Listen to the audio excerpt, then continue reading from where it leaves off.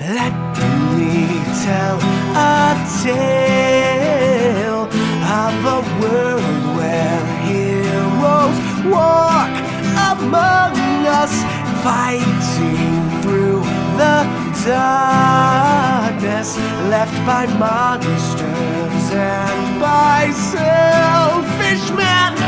A tale of glory rent asunder, sacrifice and battles lost. Our heroes know not what awaits them, and still they carry on.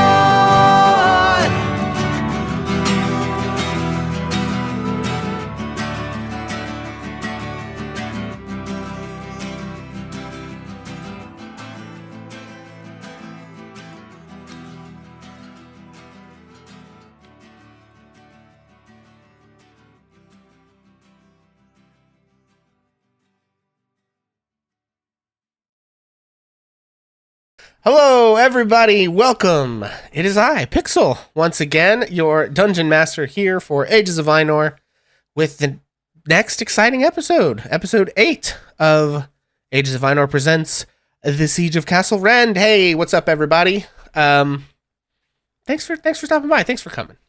It's been a long time since we've seen each other, so we are going to have our usual spiel and then a big old recap today, and then we're going to get back into it. So, that having been said, would simply like to remind everybody that folks in chat, try to remember that when we're on the map screens, which will be a good portion of today, try not to talk about things that you see that are from the GM perspective. So you'll be seeing my screen, and you may see things that are kind of grayed out or blurred out a little bit. Those are typically going to be like enemies that the players can't see and things like that, secret passages, those kinds of things. So try not to mention those in chat, because folks in the party may be hanging out in chat trying to interact with you guys. And if we spoil things for them, it kind of ruins the adventure a little bit. So please try not to give anything away in chat. Second, remember that D&D is a complex game with a bunch of rules. And also, we're making stuff up. We're improvising things, creating a story and a narrative together as a group. So I may play fast and loose with the rules sometime. I may change things in the adventure to fit the storylines and the players that we're trying to work with. I may forget stuff and then change things entirely and have to make a call, and it could be wrong and whatever. So if we're like trying to think of a ruling and you know it, feel free to put it in chat. But if the moment passes, please don't lose your mind. We're not going to go back and change it. And that's never been a problem here, but we like to just sort of remind everybody. Thirdly, we want to keep this space as open and welcoming that we can, to the extent that that's possible on the internet. So we do try to keep that internet toxicity to a minimum. So we will not be putting up with anybody being abusive or hateful in chat, whether that's to other viewers, whether that's to players on stream, regarding anything from like their character choices, their knowledge of the game or the rules, anything else about them as people, any of that stuff. We're just not going to be putting up with that kind of stuff here. So never been a problem before, but we do want to be upfront with the kind of sort of dynamic that we're going for here. Finally, guys, you may notice we probably already hit it. I'm not sure. But we do have a channel points challenge. These people almost hit it while we were like off stream, and I was doing like a test stream for bonus month stuff. But if you guys, there it goes. Yeah, it completed. Okay, well, thank you for waiting, Ace of Spades, Kyber. Yeah, thank you guys for reaching that community challenge. So what is the community challenge? It's a way that you guys could donate points to have Bonus Mom do a stream where she is DMing. I will be helping with that, running like Roll20 or any of those kind of things that we need, helping with the tech. But Bonus Mom is going to do a DM session on stream. So we have hit that. We will be doing that probably in between when we run Castle Rend and Region of Bedegar. So one of the week, because we probably were going to take a week or so in there when we would have normally been on and be off, just to give these guys a break. They've been at this for a while with this adventure. So we've got a couple more sessions of this, probably looking at like late August to September, something like that, before we do the Bonus Mom one. So thank you guys. Congrats. I'm super excited for that. I think it's going to be a lot of fun. We're going to hype that up. And you guys got to see Bonus Mom DM, and that'll be an experience. It'll be a trip. So thank you guys for donating those channel points. In the meantime, you do still have other things you can do with your channel points. You can still grant inspiration. You can still grant hit dice. We do have various other things you can do with them. So they are not useless to you. So, and then, yeah. Okay. So last thing that we do. Oh, sorry. One last reminder, we do release this show on YouTube. Usually I try to get it by about Sunday at noon or so. So if you missed part of this episode or you've missed past episodes and you want to get caught up, all that is on YouTube on our Ages of Ainor YouTube. So that's very exciting. Okay, so now, before we get started, we're going to go around and reintroduce our characters. Guys, if you wouldn't mind to let them know who you are as a person, who your character is, sort of race and class information, whether or not you have chat inspiration so that they can keep track of that, as well as just like a real quick overview, because it's been so long since we've played, of like sort of who your character is, what their deal is, you know, just a quick sentence or two to kind of keep people on track. That would be great. And we'll start with the one and only Bonus Mom. Everybody, I am Bonus Mom, and I'm the bonus mom of everybody in the chat tonight. I am playing Purrdita, who is a tabaxi rogue. And up until now, I have very much loved my dinner and my naps. Yes, and well, I'm a little fluffy, but now that we've gotten in this castle and the orcs are gone, and I have found Edmund Bettigar, there is one still alive. Well, I am becoming filled with hope. And watch me, because I might not be so indolent anymore, and I do not have any chat inspiration. Thank you very much. All righty. Jacob. Hi, everybody. I'm Jacob. I play Soren Fairtalon, the Twilight Domain cleric Owlin of the party. I don't have any chat inspiration. I am a faithful member of the Legamine Catechism, though that faith has been tested as of late, and a cleric of Salerna, the goddess of nature, and Saint Rune the Temperate. Excellent. And Kinsey. Hi, I'm Mackenzie. I play Fair Naref, Air Genasi monk trained in the way of the four elements. Last time we were here, we stumbled upon some ghosts. I am very fearful that the party is going to want to go see those ghosts again. Farron is not a fan of the undead or spooky spirits. Excellent. Beast. Sorry, go ahead. I do have chat inspiration. Thank you. I forgot to pay attention to that. Beast.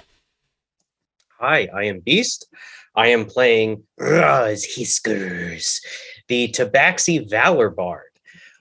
Raz is a mercenary, raised among her family from far off, who is in Bettigar, having run into her unlikely cousin, Purrdita, played by the very own Bonus Mom.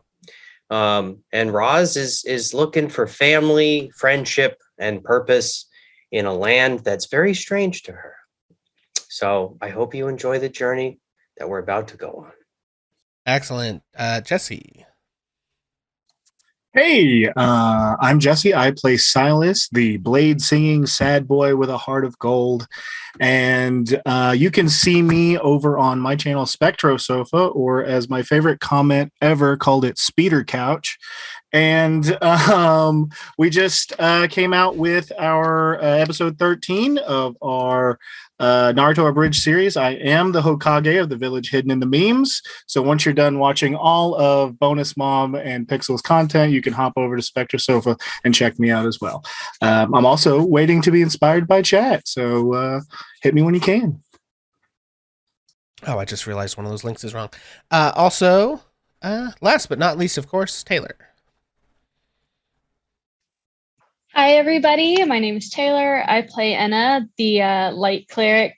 She's a wood elf light cleric. She's got a lot of issues, but so do I, so it fits. I'm so excited to be back with everybody and playing again. I'm super excited. I really missed it. And Jesse, you would be a Hokage. All right, 10 out of 10. Excellent. And of course, I'm Pixel. I am your resident dungeon master here for our streams currently at Ages of Ainor. Also, I run the Ages of Ainor Discord. I also am sort of the... I run Hammer and Pixel over on Facebook, as well as I do a lot of the behind-the-scenes work for the Bonus Mom streams in terms of the tech and the TikToks and the helping with all that stuff. So wearing a lot of hats, including this one. So... that's what I do. You can find me in those places. Links are in the channel, facebook.com/hammerandpixel, twitch.tv/Ages of Ainor, which of course you know where that is. You're here. But we are also on YouTube at Ages of Ainor, as I said before. So, yeah, excellent. So before we get started, we are going to do our recap. So without further ado, when last we left our heroes, they were... in the barony of Bedegar. So we're going to recap most of this adventure real quick. So sort of hang on to your hats, kids. They had been asked by the wizard, Tace, the former wizard of the former Baron of Bedegar, who is since dead, unfortunately. They had been asked by the wizard Tace to drop off a package of supplies to his adorable apprentice Pinna in the small town of Gravesford. They set out from the town of Bedegar, and were set upon by bandits, seemingly former soldiers or guards of the former regent, some sort of strife going on in the power structure here. They defeated the bandits and set along their way, reaching the small town of Bedegar, where they met a delightful cast of curious characters, including the apprentice wizard Penna, whom they gave the package to. And then they made their way to the local inn, where they were attacked, actually, by Sir Peloton, the Star Knight, a tremendous D-bag and powerful warrior who had been tasked by the Baron of Bedegar to spread the word of the bounty that was placed on the head of Bonebreaker Doricor, who was the Orcish war chieftainess who is accused of having killed the family of the previous Baron, the Baron and the family of the Baron of Bedegar, the previous one. So the new Baron, Lord Regent Saxton, had sent Peloton and the other Knights of the Rose out to deliver these bounties. Our heroes got a little mouthy with him as he was being kind of shitty to all the people in the tavern, and specifically he nearly killed Soren Fairtalon in a couple of hits, and the things popped off. They fought, they lost more or less, and he spared their lives after scarring the face of Roz Hiskers. After that fight, as they were getting their shit back together, the townspeople let them know that Sir Peloton is really a problem. Everyone's terrified of him. He and the other Knights of the Rose more or less wander around the barony of Bedegar, kind of running roughshod over the people however they please, but they're powerful warriors, and none of the townsfolk were capable of standing up to them. They did request to the party that they not attack Sir Peloton in the town of Bedegar, or not town of Bedegar, in the town of Gravesford, because that would only lead to violent reprisal from the other knights. So they asked them to either fight him well away from there, or to find some other plan where they could take multiple of them out at once. A seemingly insurmountable task. Our heroes went to bed, tried to get a good night's rest. However, in the middle of the night, the town was attacked by none other than the White Tusk Orcs, whom the bounty for their leader was out to begin with. So they raced around that evening trying to find out what was going on, who was being attacked.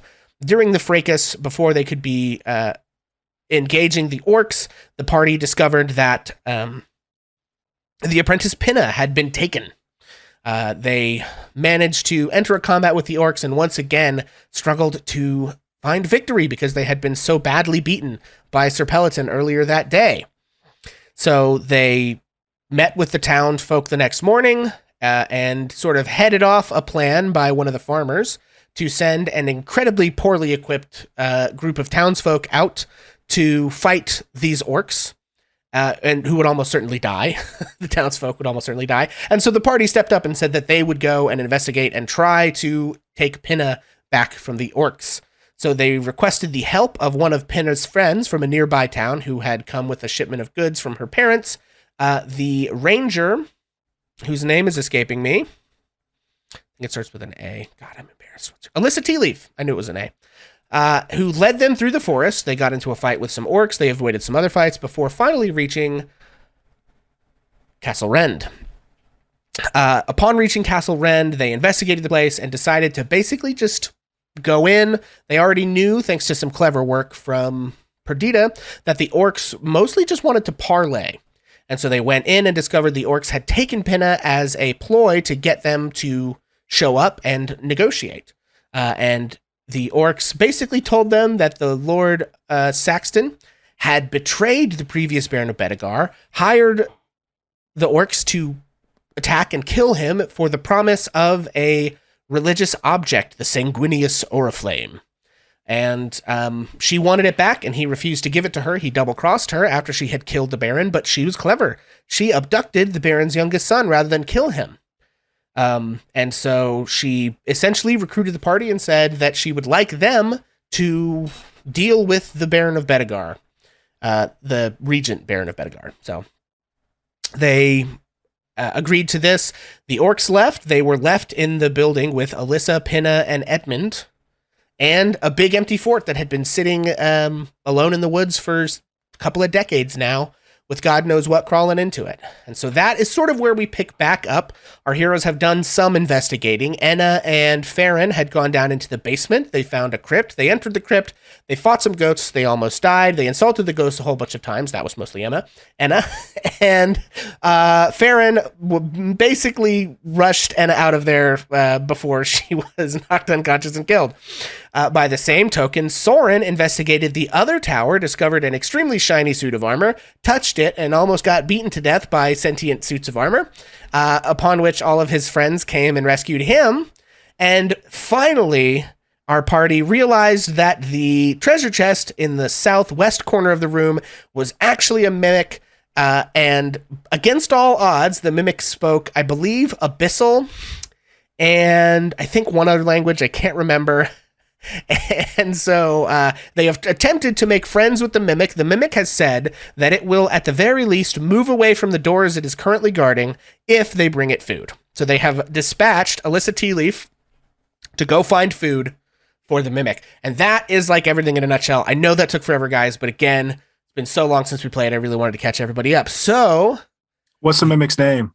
Oh, right. I forgot. Thank you, Jesse. The mimic's name is Garx Brooks. So, Garx Brooks the Mimic is awaiting breakfast. Alyssa is out in the woods. Pinna and Edmund are hiding back in the sort of bed chambers area, trying to avoid getting eaten or beaten to death or killed by ghosts. And our party are mostly in the center room of the fort. Now, this center room of the fort, to set the scene, has a big fire pit right in the middle, and the upper floors of this fort have kind of caved in, so this central hallway that normally would have a high ceiling above it is mostly just open and exposed to the sky at this point. The orcs had built a fire in here, which the embers are still going. And that is where we're picking up our heroes. You guys are in that central room. It's sort of looking at each other. What would you like to do? We took our rest, right? Yes, I believe you've had a long rest, because you had a long rest and then you started talking to Garx Brooks this morning. Okay. I don't think you, and then we kind of ended it there, and you guys were deciding which part of the keep you wanted to go investigate and what you wanted to do next. So are we going ghost busting? Is that the plan? I say we do. I think Did- there's treasures down there. Did the ghosts say anything to you, or did they just jump you? Oh, they jumped us. for Okay. sure. Yeah. We didn't do anything wrong. I think I will clarify here. Enna can say what she likes. Farron would remember that I believe it asked who you were, and I don't remember exactly what was said, but I think Enna did not appreciate being interrogated and said something somewhat rebuttal at them, some kind of rebuttal at them. And they decided they didn't like that and attacked. So As long as the ghosts weren't like just asking the question and then were met with some kind of hostility, it's fine. They're probably bad ghosts, like wraiths or something. Very bad ghosts. I really think Clearly. they just wanted us to stay out of the room. They asked who we were and like why we were here, and then some words were exchanged, and then some fists were exchanged. And I really don't want to go back in that room. Was this before or after they attacked you? The words or the fists? The words. Well, they asked, we entered the room and they told us to appeared. get out, and then we didn't. And then they started attacking. Squatters. And then Yeah. we didn't. And then we didn't, yeah. And so, then we didn't is key, I think, here. Ghost squatters. I listen. understand. It is okay. I am well versed in ghostology. I studied But it a lot at the temple. Anna, where were the ghosts coming from? From tombs, like their Oh. graves. So you were in a room full of tombs, where perhaps the soldiers and the knights who guarded this place when it was functioning, this is their sacred burial ground, Must be. Mhm. and you more or less desecrated it by walking inside. No, not really. I mean, I was just exploring. I just was curious as to what was in the room. And they just came out of nowhere. It's not my fault. What a strange burial practice.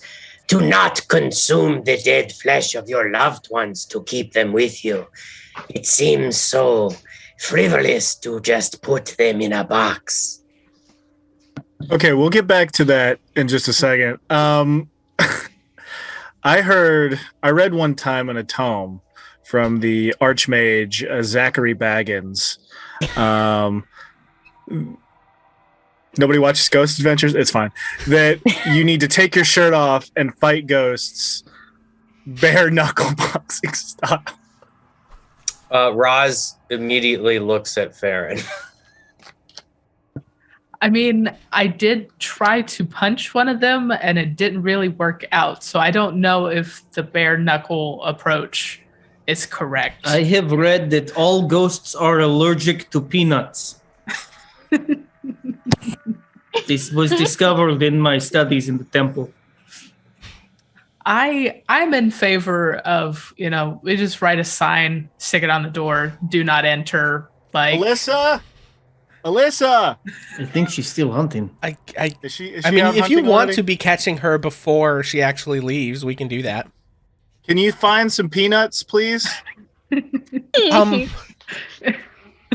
Spirit probably peanuts. not, They have to no. be ghost peanuts. Okay, I definitely can't find ghost peanuts. I'm like mostly sure there's not any peanut trees around here.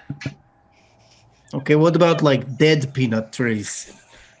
And some camel's milk. That's I don't when you think find there's the living ghost or nuts. dead. I think there's just a real.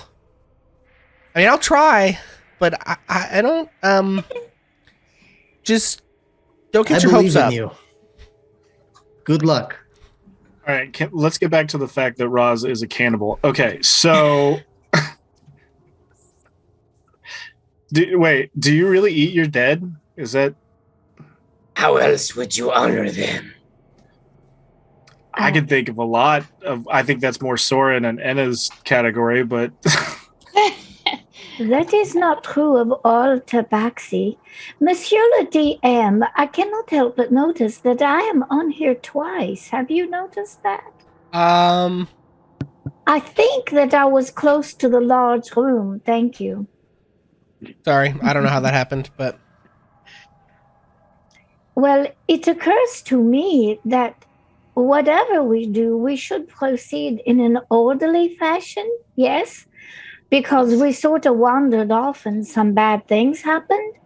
So it would seem to me like we just should be very careful. And I think that do not enter sign needs to go on that room where that armor that came to life is, yes? Oh, yes. We should definitely block that off. Yeah. I was tempted by the shininess. It's in my nature as a bird. Also, sorry, I don't mean to interrupt. You guys would know of the rooms you've investigated, the ones you can currently see. So that's this room to the northwest, and this room kind of to the middle of the west, and this sort of storage room back here. Some of you have investigated those. There was a kitchen an old kitchen that the orcs were like butchering meat in. There was a storage room with just rancid, extremely rotted old stores that probably hadn't been touched in decades. There was what appears to be some kind of like sparring combat room with like a bit of an armory on the walls, that kind of thing. I believe Edmund told you as well that the orcish chieftainess would spar with him and teach him combat a little bit in that room. And then you have explored some of this room to the sort of southeast, this tower over here. That's where all of the things that attacked Soren were. So you still have a couple other things on this floor. There's these tomb rooms next to Gark's Brooks that you think you probably can't get in without fighting Gark's until Gark gets some food. There are, I believe Soren also investigated one of these other two rooms. Did you do both of the other rooms or just one of them, Soren? I think Soren just did the top did the top one. Okay. And there wasn't much in there. It looks like an old coat room, I think, that a lot of the stuff was just extremely weathered. You did, I believe, manage to find like a sapphire necklace or something. You should have in your character sheet some kind of little bauble. I got I'll find that's what you've explored on this room.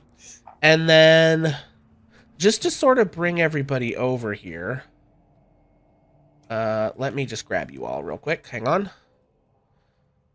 Just so you can kind of see where you are. Bloop. I'm gonna bop over here. Okay. I don't think I've got a good place to put everybody here. Uh-oh. Doesn't matter. Please ignore if you can see some things you're not supposed to see right now. Okay, I'm in the wall, no! In the wall, no! Okay, so in the downstairs area, this is the tower in the northwest. You guys went into this room, saw the ghosts in there. You know that there's a big hole in the wall over here. There's another door there. And then clearly around the corner to the south, it goes off to the east somewhere. So that's kind of what you guys know here. Make sense to everybody? Cool. All right. Well, you guys have talked it out a little bit. I'm going to put you back on the main Castle Rend sheet. And where would you like to go? What would you like to do next? I say we continue exploring the underground where the ghosts were. There were clearly more doors, and it went off further. I want to know what's down there, and I want to know what the ghosts are hiding. I agree. I think we do need to take care of some threats first, just because we have a few young ones with us as well. Who says co-room first? And who thinks ghosts? Ghosts. Ghosts. Farron votes no ghost, but if everyone else is going, I am not being by myself. It is okay. Charlie can stay with you. When Soren gestures towards Charlie, the much smaller owl. She's just kind of like sitting, like pecking around, looking for bugs and stuff, and kind of like. Oh, and Charlie is not only looking for bugs. Charlie is finding bugs. It's nasty in here. I just want to make that very clear. This is not like a happy castle where like everything's clean. You know, this is like the ceiling caved in and leaves and bugs are everywhere. Like it's bad in here, guys. You also have the lovely companionship of Gark's Brooks. It's like you're inside and outside. It's truly the worst of both worlds in here. Yep. So is Gark's Brooks in the corner just being a treasure chest, or is he now like full mimic mouth, like... Yeah, I think Gark Brooks is over there just kind of like fuming to themselves.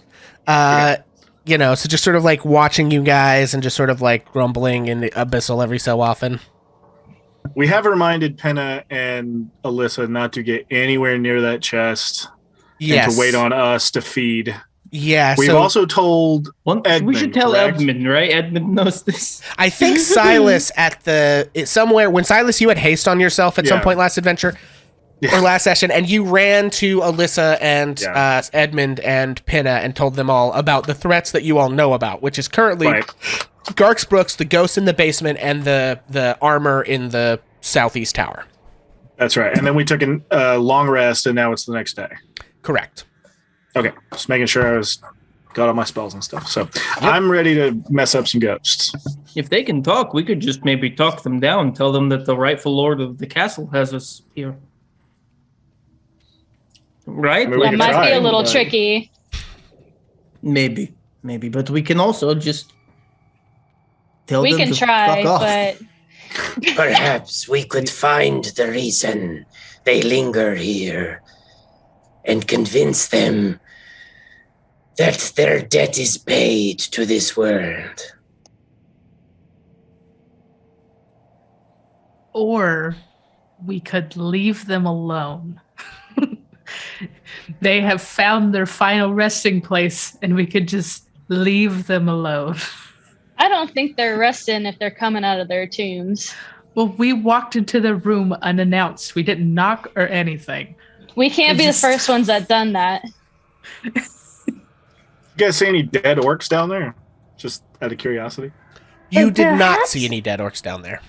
Perhaps before we plunge into that room, it would be good to see what else is there, right? Because one of the things it seems as though they did not come out after you. So if we leave them there and we look at to see if there's anything else down there, because what if you charge in at them and then something comes at us from a different direction, huh? That would not be good. So perhaps we save them for a moment? Are we absolutely certain they're not coming out of that tomb? I mean, They Well, couldn't they get aren't past the here door. now. I'm Mm. These sorry. two. Surely would not abandon their sweet, succulent, hidden flesh. Something like that. Theron is made of air. Partially. so is Silas, to be fair. Well, we should go down there. We can decide if we will ignore the ghosts or not as we walk past the door. Okay, so you guys head to the northeast, past the main sort of dining room / audience chamber of the keep. You pass the kitchen and everything on the left, and you kind of go up and curve left around that northwestern passageway to the remaining tower. This is the tower, if you remember when you were outside, one of the towers is crumbled and ruined. That's the southeast tower where the armor is. This tower was the one that was still working, where the orcs were watching from before they left. So you guys head down those stairs and make your way into this long hallway. One point of order just before. I'm going to tell Charlie to go into the sky. There's a telepathic link you can share with your familiar. If he sees anything like orcs coming back or, Captain Bike Machine Peloton, sorry, coming anyway, just to give us a heads up. Okay, cool. Okay, so Charlie heads so before you all head down, you sort of send Charlie off, and Charlie flies straight up through the ceiling out into the open air and sort of takes off on patrol. And you all can decide your own marching order here. I've just sort of plopped you randomly, but you are in this long hallway. You've come out of these stairs, and then you've got, 70 or 80 feet probably straight forward. There's a door on your left over to the east. There's the double doors on the right that lead into the crypt that you guys know about. And then all the way at the end of the hall. Okay, also, there's a big hole in the wall where like the dirt is sort of busted into the subterranean. You're in like the basement of the castle now. And then at the very end of the hallway, it bears off to the east. Hang on, I have questions. What can you guys see? Oh, good. So, Who's going where? What would y'all like to do? As we're walking down here, does Soren notice any kind of like tracks or anything? Like, is there some kind of like burrowing creature or something from that hole in the wall, or is it just like wear and tear? Yeah, go ahead and make a survival check. Survival. I get a +3. That's a 14. Yeah, with a 14, you can tell because the castle has decades of just like muck and dust and like animals coming in here and then dying and then getting eaten by fungus. There's like a whole ecosystem of kind of stuff living in this abandoned castle at this point. There's little like shoots of plants and fungus growing out from between the flagstones.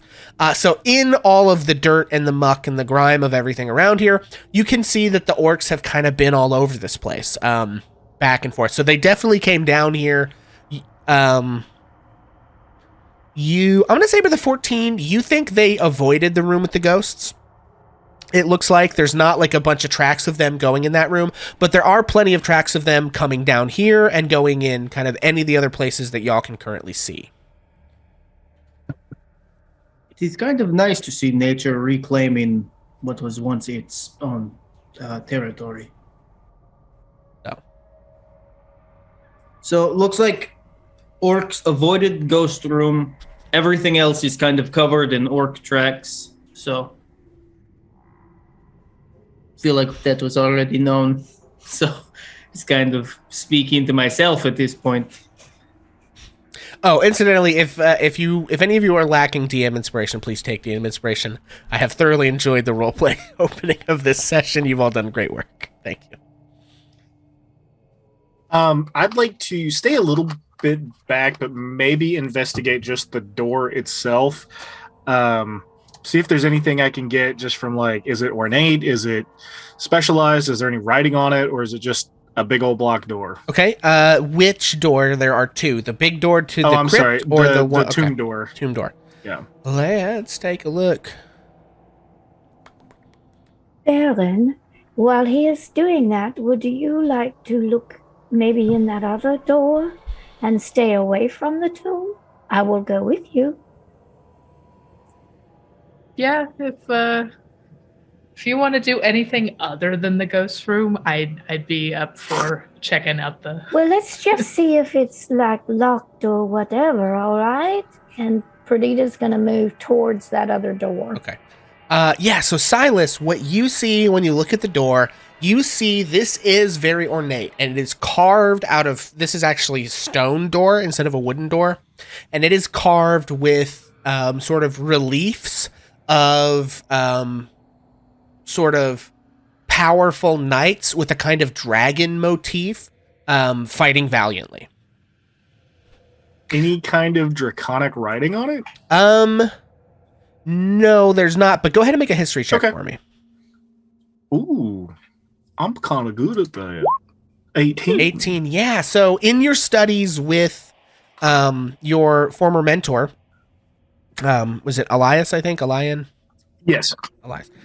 You remember getting a little bit of history, right? And you kind of remember this whole region, which is currently 3 baronies. There's Bedegar there's what is it? I've referenced it a couple times. It's where some of you guys are from. The barony of... It's not the Woad, is it? No. Is it in the north? Yeah. Dalrath, right. There's Dalrath in the north, Bedegar in the center, and I'm probably going to have to go find my... That's okay. Is it Ernan? I don't think so. Oh, crap. Hang on, guys. I closed something I needed just now. Oh, no. I'm a big doofus. Yep. Stand by, everyone. All is well. Okay. I have the... Hang on. It's just going to take me a second to pull up the map. I have it right here to remember. Okay. Tor, that's right. The barony of Dalrath in the north, Bedegar in the middle, and Tor to the south. None of you guys really know much about Tor. So all of that used to be ruled by good King Omint about 50 years ago, before Lord Ajax the Invincible overlord, sort of came in and smoked everybody, kicked him out.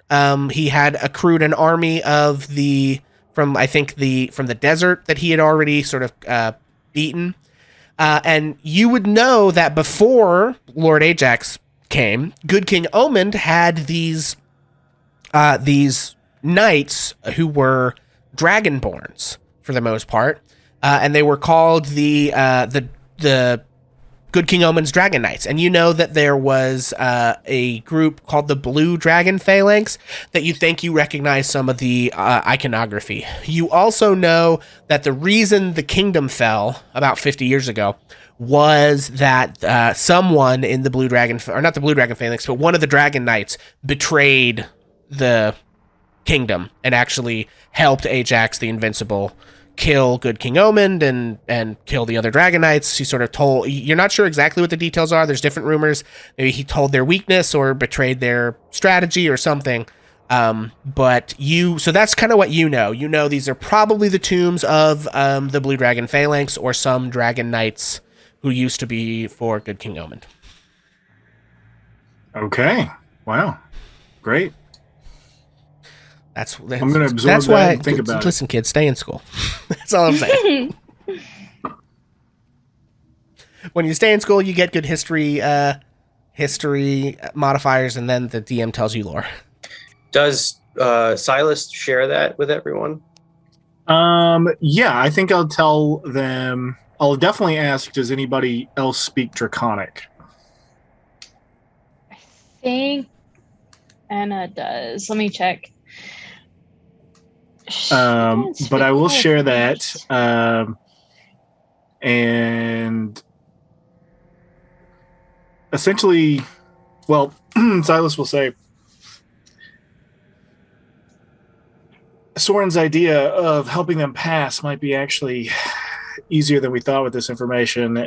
It's possible we could avoid a conflict if we can at least convince them that the person who betrayed them has passed as well. Maybe their vengeful spirits are looking for some sort of assurance. So maybe if we dig around for a little bit, we can find some documentation or etching or something, and it will give us a hint. Absolutely. Yes. So what's in this? Learn their story. What's in this door? Soren points at the big wooden one. Okay, so sorry. While all that was going on, Purrdita and Farron went over to the wooden door to the east. It is not as big or ornate at all, but it is just sort of a big wooden door. You said you wanted to check and see if it was locked? Yes, Purrdita would do that. Okay. Yeah, so make a investigation check or perception check for me, whichever you prefer is fine. All right.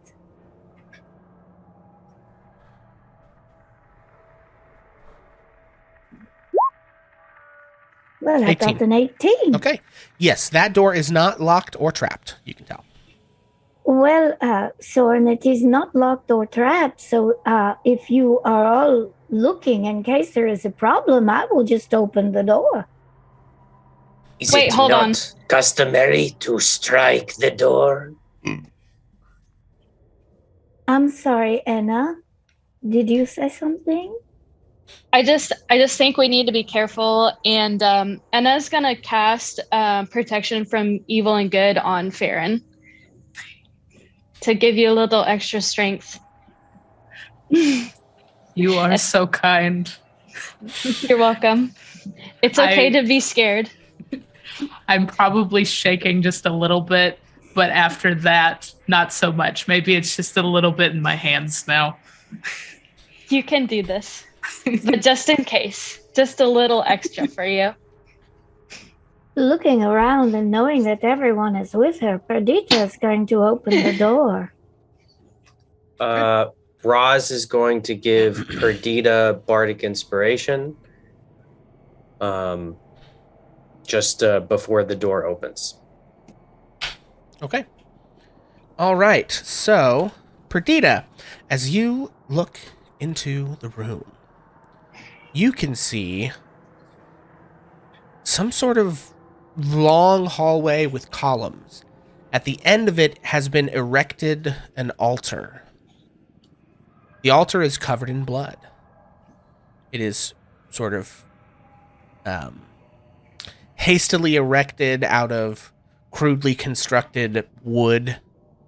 You're not exactly sure what the purpose of this room was before, but you can tell that the orcs have been putting it to some sort of foul religious purpose. Would you do me a favor and make a religion check for me? If Soren can see this from above Purrdita where she's standing, could Soren also make a check?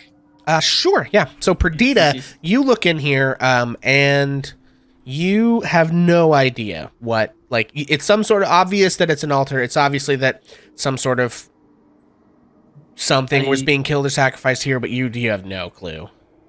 I assume this is an altar to Groll, the orc god, but will that do anything for my roll, or would that just still... Looking at this in that context. Since we know that was the because you've magical rolled about artifact Groll before. You rolled well on the like lore roll earlier, right? Yeah. To know that the 2 months ago. When last we played, like right after I graduated high school, I think. I'm pretty sure that you rolled good on that roll. Yeah, take advantage on this. That's fair. I think we've established that you might be familiar with Groll. So Soren is a theologist. That is still only an 11. I think with an 11, you can confirm, you don't know specifics about like what kinds of rituals they were doing here, and if this was just general religious practices or there was some sort of special thing they were trying to do. Can't really tell from that, but I think you could confirm with an 11 that it's probably a shrine to Groll. Yeah, and I think you know enough about Groll to know that they were sacrificing something here, probably. I mean, it's covered in blood, so... Yeah, So Soren Roz- divulges that. Ross, this looks like your kind of place because there's a whole table in here all covered with blood. They probably were sending their orc brothers and sisters off to a better place. And Purrdita is having dark vision, actually going to step inside. Yeah, Purrdita. So you stepping inside, you see all the columns, you see this altar. You can see on the altar is a fist-sized jewel of some kind. A sapphire, it seems, glinting in... Somebody has a light, right? One of you people doesn't have dark vision. I have dark vision. Well, yeah, but you can't see color, so... Yeah, Farron doesn't have dark vision, and neither does Silas. So I assume that we have like a torch down here with us. Yeah, as well. let's look. Dancing lights. If there's no vision, I think Farron has 20 feet of bright and low light, so Farron had a torch at one point. I don't know if you still do. Well, if anyone has a torch, I have a tinder box. I can light it, right? Okay. I mean, we can just assume that you guys would have brought light down here. That part's fine. But yeah, so in the light of the torch, sort of flickering in from the hallway, Purrdita, you can see that the crystal that is sitting on the altar is a fist-sized sapphire. All right, I'm going to move towards it. Yes, I am. Don't too This far. feels very, very shady. If we have Be a minute to careful. spare, I can cast Detect Magic ritually and see if there's any spookiness in that room. Well, all right, but I went on inside. Okay, so Purrdita, you're in the room. The sapphire's there. Your comrades are sort of sucking air through their teeth, fearing for your life. So at this point, I'm going to say, Purrdita, you charged into the room. You have the choice. If you want to go up and grab that thing, you can certainly get there before anyone could stop you. So I'm going to leave it to you first, and then we'll deal with what everyone else wants to do. If you choose not to run up and grab the thing, then we'll give everyone else a chance to do stuff. Well, no, I think Anna or someone said stop. I think I would stop. Okay. I just was walking closer, kind of like a person just without even realizing that they're moving forward. They're just looking, thinking, what is that? What am I seeing? And I would move towards it. And then when they said stop, I would stop. So there I am. I have stopped. Okay. Alrighty. So, Anna go can, ahead. Sorry. And I can cast Find Traps Okay. to see if like there's a trap, I guess, on the Sapphire Jewel. Okay, yeah, so Enna wants to maybe cast Find Traps. What does everyone else want to do? I think Silas, you said something about trying to detect magic, maybe, or How long does a ritual take to cast? 10 minutes. 10 minutes. Plus the casting Yeah. time of the spell, so 10 minutes and 6 seconds. Yeah. I'm gonna start it, and if things pop off, I'm gonna end it. Okay, and so are you starting it out here in the hallway? Are you moving into the room to start it? What's your... I'll essentially be at the doorway. Okay, moving at the If doorway. that's okay. Okay. Yeah, so Roz and Soren are kind of in your way. What about you? So Roz, Soren, and Farron, what are your plans? Well, when Purrdita mentioned the enticing aroma of the room to Roz, I think Roz would have drifted in, just sort of like smelling the air. And I think Roz would step into the room behind Purrdita, not as far as Purrdita, but just curious. Okay. I think Farron doesn't really want to enter the room yet. Maybe is just peering through the doorway. Maybe, hey Anna, do you see any more tombs? What's in there? What's the situation? It's just a lot of blood, but there's a giant jewel in here.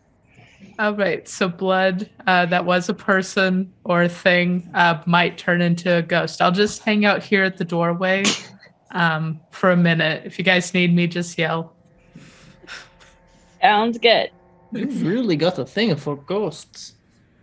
I don't like. I fear the unknown. I don't like the. I don't understand the undead.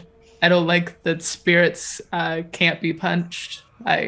They can with enough effort. I hear that they can. Oh, A peanut is kind of a punch. It's like getting punched in the throat. You can't breathe because you're allergic. But if they don't have a physical body, how are they allergic? How does that work? Ghost peanuts. Duh. So did the peanuts die? All things die. Sometimes, many times. You will die one day. Is it when someone dies while eating peanuts that the peanuts also turn into ghosts? How I don't There is a understand. spell called Talk to Plants, and that means that they have consciousness and are alive, which means that they can die. So, and that is that. Enna, so are you casting Find Traps as a ritual, or are you just casting it with a spell slot? Also, I can't hear you. okay. Sorry. You're fine. If I cast it as a ritual, does that just take a little longer? Yeah, it takes 10 minutes. It's the same thing that Silas is doing. So basically how a ritual spell works, you can get around using a spell slot to cast a spell with the ritual tag, but it takes an extra 10 minutes, right? So it's not generally something you can do in combat, but if you have time to just sit here and investigate this room and there's no time crunch, you guys can sit and cast these spells. And it's kind of like you imagine you draw like a little magic circle in chalk and you put little candles down and like throw some gem dust in the air and chant for 10 minutes and cast the spell that way, as opposed to just like focusing your raw magical energy into doing the magic, right? Right. But that way it doesn't cost you a spell slot, so it takes longer, but it doesn't use your resources. So up to you. Okay, since I guess there's no threat in here right now anyway, I'll just do it as a ritual. Okay. So you and Silas both sat down and start, like, you're about 10 feet apart from each other, drawing little 5-foot circles of chalk on the ground and doing little magical spells. Kind of like in the first episode or second episode, whenever it was that that Silas was resummoning Charlie. You helped with that, I believe. Oh, yeah. And so I'm going to say just, you guys managed to sort of pop those things off at the same time. Well, now wait just a minute here, because I just don't think I stand there for 10 minutes while they're all playing around on the floor. Okay. So I think Purrdita sits down kind of in a huff because, oh, good Lord, and she starts to groom her tail. She's just picking bits and pieces of the forest out of her tail and snuffing it across her face while she waits. And she probably messes with her ears a little bit, searches in her pack and pulls out half a ration and has a little snack. Excellent. Okay. So barring anything else, you guys will get those spells off in 10 minutes. Soren does Pilates while we wait.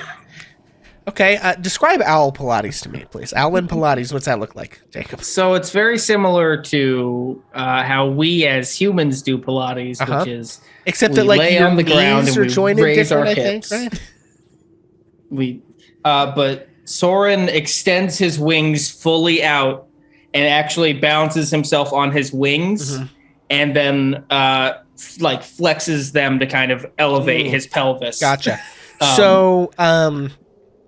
Elevate. Whenever Soren gets back up, you will see that his back is just covered in dust and dirt from the floor. Because Soren, if you'll see, you're standing right by this sort of hole in the wall where the pressure of the subterranean ground has just sort of from water damage and the weather of the years have sort of busted in, and there's sort of a half inch of muck and stone on the ground. So Soren looks like he mud wrestled on one side. And, nothing like a good workout. And also, I don't know if owls sweat. I don't know what their heat dispersal mechanism is, but whatever their heat dispersal mechanism is, Soren has worked up a good one. Soren canonically pants like a dog. Okay, all right. Oh my God. And so, to the sound of Soren grunting in the muck and panting, Anna and Silas and Purrdita licking her tail, Silas and Anna finish your spells. And you discover, okay, so what's the radius on your two spells? I know it's 30 feet, right? For Detect magic is, 30 feet of me. And what about find traps, Anna? It's 120 feet. 120 feet. Oh, Are there shit. traps within 120 feet of Anna? So, real quick, I'm going to show myself 120-foot radius of you, just to kind of get a sense of where that's at. Like all owls, Soren has a gooler where he opens his mouth and puffs his throat out of his mouth when hot or stressed. To release heat from his body. Wait, I'm sorry. He does It's what getting now? incredibly specific. Walk me through that again. I gotta know. It's called a gooler, Gular. Okay. Fluttering or panting are the terms for when an owl opens its mouth and puffs its throat in and out to cool off when hot or stressed, because owls cannot sweat. So he just ejects his throat from his mouth for a second? I don't think it's a full excursion of throat to the outside world, but I do think you can see his entire inner neck meat from his beak. That would look appetizing. Okay, to us. I see. It is so your mouth terrifying. is just open and your throat is flexing. Okay. Yeah, just God. Truly. Okay. So Stop, you are making me hungry. within 30 feet of Silas, and I'm gonna do this one. You're gonna have a whole different. God, you guys, these things are massive. Okay. Boop.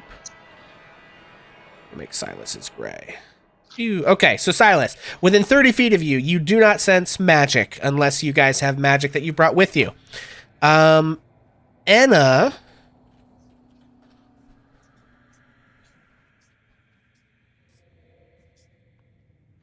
I have to look and see. Anna. So if you read the wording on find traps, you detect just simply the presence of a trap. It doesn't tell you where it is. Mm-hmm. There are traps within 120 feet of you.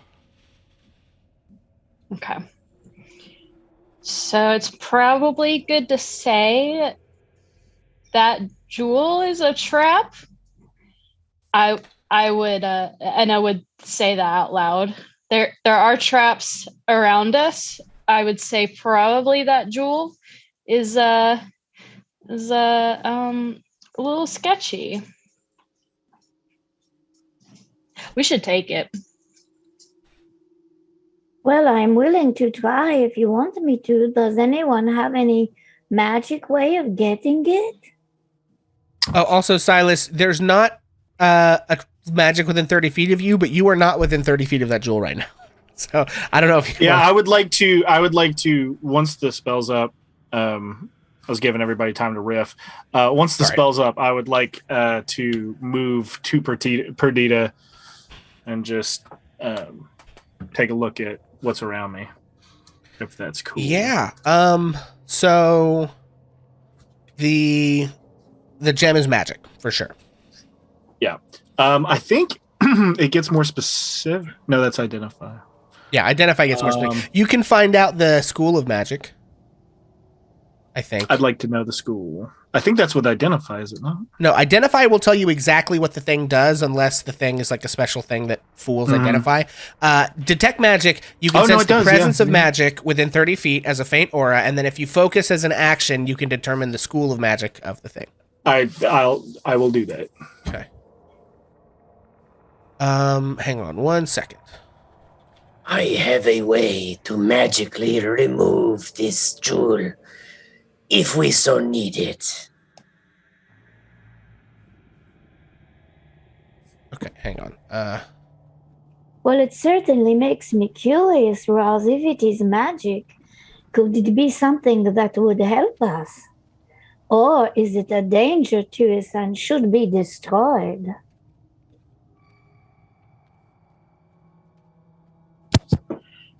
There is only one way to find out. Okay. Well, what is Silas finding out about it? He says it is magic. What can you tell us, Silas? Silas has just got Terminator vision, just like. Yeah. So.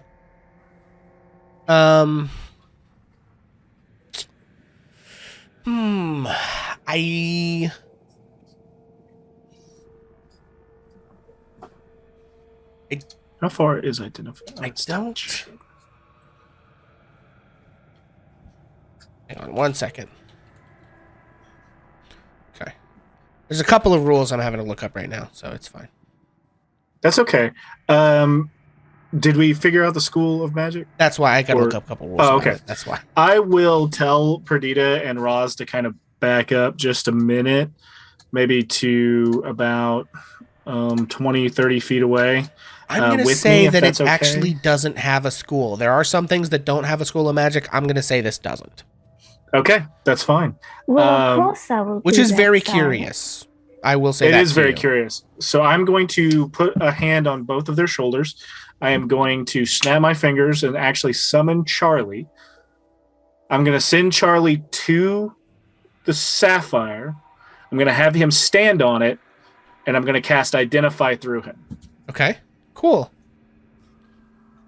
Because it's a touch spell, and I can apparently do that. Okay. This is interesting. Hang on. You're touching your owl. I am touching my owl, yeah. You're touching your owl. Through him. Do you want Roz to ready a spell to like at least ready an action just in case. I'm definitely letting you guys know that this might pop something off. If you want to, I don't know, throw daggers or whatever to get ready. You know, I wouldn't blast off a spell unless, you know, it's a cantrip or whatever. But okay. Well, I don't think it's readying an action, but I think Purrdita would be very aware that she might need to use her feline agility to move quickly. So she would be prepared for that. Okay. Yeah, I think you see Purrdita and Roz kind of almost get down on all fours. Pretty cool. I feel that we should probably... Everyone else is in there. Should we? Yeah, but what if the room just explodes? I don't know. And then we will be alone in the wilderness in a big scary castle with guards, drunks, and the ghosts. So did Identify let me know anything? It will, yeah, sorry. I'm dealing with some like add-on rules that don't necessarily interface super easily. And I'm trying to let's see.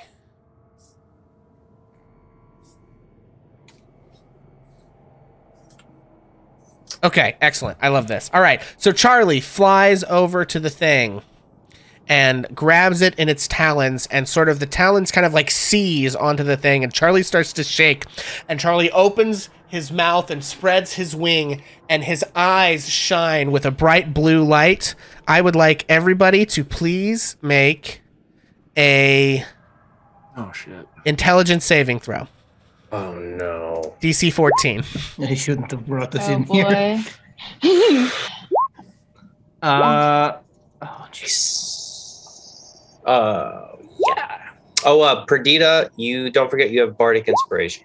Oh, sugar. Soren is gonna. Can I burn my inspiration? If you want, yeah. Yeah. Oh man. So yeah, it's like the crystal glows blue where Charlie's talons are on it, and Charlie is like shaking with his little mouth open, and just these like bright blue beams of light are coming out of Charlie's eyes. Anybody who failed a DC 14 save, and let's see, actually within 30 feet. Hang on. Are all of is there anyone? Oh, okay. So actually Soren and Enna and Farron are in luck. You're not close enough. Oh, So Oh, Roz, yeah. Silas, and Purrdita, did any of you guys fail? No, I made it. If it's No. 14, I made it. Okay, so the I ones made who failed were far away, and the ones who, sorry guys. Yeah, so, but basically Dang. this burst of energy unleashes from Charlie, and you feel like it would have blown you backwards, but you're able to sort of like resist, and it's this weird thing. It's like not exactly magic, and it like, but it tries to like, almost like telekinesis, like slam you away. And I think you hear a voice in your mind, Silas, that you've never heard this before, and it says, "Hey."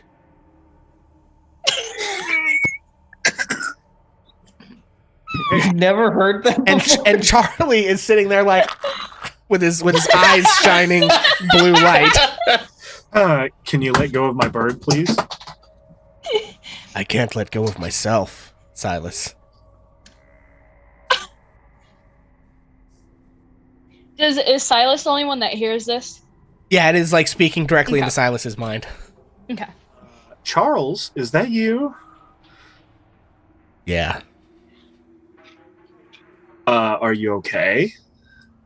I feel really smart for some reason. Right. Real quick, 49 times 85. Not that smart. Oh, all right.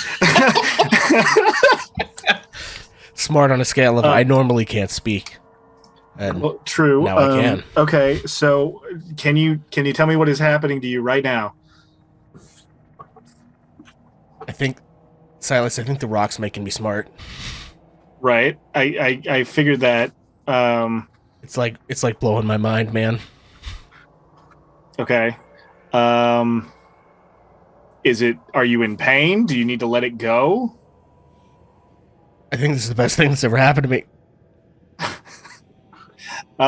So just for clarification, did the identify spell tell me anything, or is it just like, whoops? Yeah, I think it's been distressed. So I think as you finally release the spell, you discover that this is a medium psionic crystal. Okay. Make an Arcana check for me. Ooh. 15. 15. Psionics is an extremely poorly understood area of like pseudo magic. Like it creates sort of metaphysical effects, but it is not magic. It doesn't interface like magic. You're sort of, as a wizard, you're kind of like hacking the code of the underlying like laws of physics, right? And you're using these, interactions between substances and sounds and things to sort of warp the space and time around them to create these different effects. Psionics are like just using like raw mental ability to kind of facsimilate similar effects. Okay. You know that there are creatures who have psionic abilities, but again, it's so much more rare than just magic, right? You have to have a pretty intense intelligence to even attempt such a thing. So it's some kind of a psionic crystal. You don't know much about its origin, but with further study, you guys might be able to figure out more about its capabilities. one of its capabilities appears to be able to make your owl unleash psychic blasts and talk to you, at least while it's in contact with the crystal. Because normally it like communicates in sort of like pictures and sense and sensory information and things like that. It doesn't just straight up talk to you. Right. Hoots, all kinds of cool stuff. Okay, I say, Charlie. Charlie still this whole time is just like, ah. I know. Can you move? Can you move? I guess I'd have to try. Okay, give it a shot. All right, I'm gonna have Charlie make an athletics check to try to pry his own feet off of this thing. We're looking at a -4 strength here. That's a 0, baby. 0. A hot 0. So Charlie, like, you sort of see Charlie's like whole body is just like tense, and you can't even tell whether or not Charlie is attempting to tense because it's so tense already. And he says, "No, I think I'm kind of stuck." I turn to Soren and go, Soren, my owl is a genius now. Can you come over here just a second, please? Sure thing. Soren cautiously walks up to the shuddering owl on the altar, and I think he looks over at Silas. What's the plan? This object has an ability. I'm hearing Charlie in my head. He's speaking to me. He's got a cool voice. Hey. But Soren, you hear you hear Charlie speak to you as well. Oh, hey, it's good to talk to you. You're like me, but bigger and smarter. You're like me, but smaller and less well-read. I don't like to use the term dumber. It's mean. I appreciate that. Yeah. Hey, can I get in on this? I don't know how it works. Soren touches the orb. Soren, okay, so Soren, you touch the orb, and the connection breaks with Charlie, and Charlie like hoots and flaps over to Silas and lands on your shoulder and does the panting thing with his little neck, like he's extremely tired, and does not appear to have the ability. Like you sense through your mental connection that Charlie's not able to speak with you any longer. Okay. But Soren, you pick this thing up, and because you have an intelligence score higher than 10, I think. It basically does nothing like to you, but you sense that this is a pretty powerful stone. You'd probably have to like attune to it or something to, get more effects. What happened to Charlie, you guys can kind of surmise, is because Charlie is so dumb, and this thing is just raw psychic energy, like condensed into a rock. Okay, so who wants it? What is happening? I do not understand. Well, my bird is a god. We didn't know, but you can tell he's very powerful. However, Soren is now his acolyte, and I kind of wink at Soren where Roz doesn't see, and we're just everybody gonna pray to Charlie every day. Okay? Soren does a very Soren tries to wink, but just does the weird like owl thing where he closes both eyes, but one's a little bit slower than the other one. Learned so much about owls today. Yeah. This is the Owlfax Pod. Hey, everybody. My name is Pixel. Welcome to Owlfax. Owls have a gular, which is how they use their throat to release heat. And also sometimes they blink at different times from their other eye. Clarified in the chat that it's actually like it's an internal thing. Yeah. They don't open their mouth and they just kind of flutter their necks. But I like the idea that in this world, instead of that, they just much funnier. Oh no. Also, their legs are way longer than you would think. That's true. Yeah, they look like Big Bird under there. And Soren is like 80% leg. This concludes everything I know for the Owl podcast. We will return to your regularly scheduled Dungeons and Dragons broadcast. Welcome everybody back to Ages of Ainor presents Siege of Castle Rend, episode 8.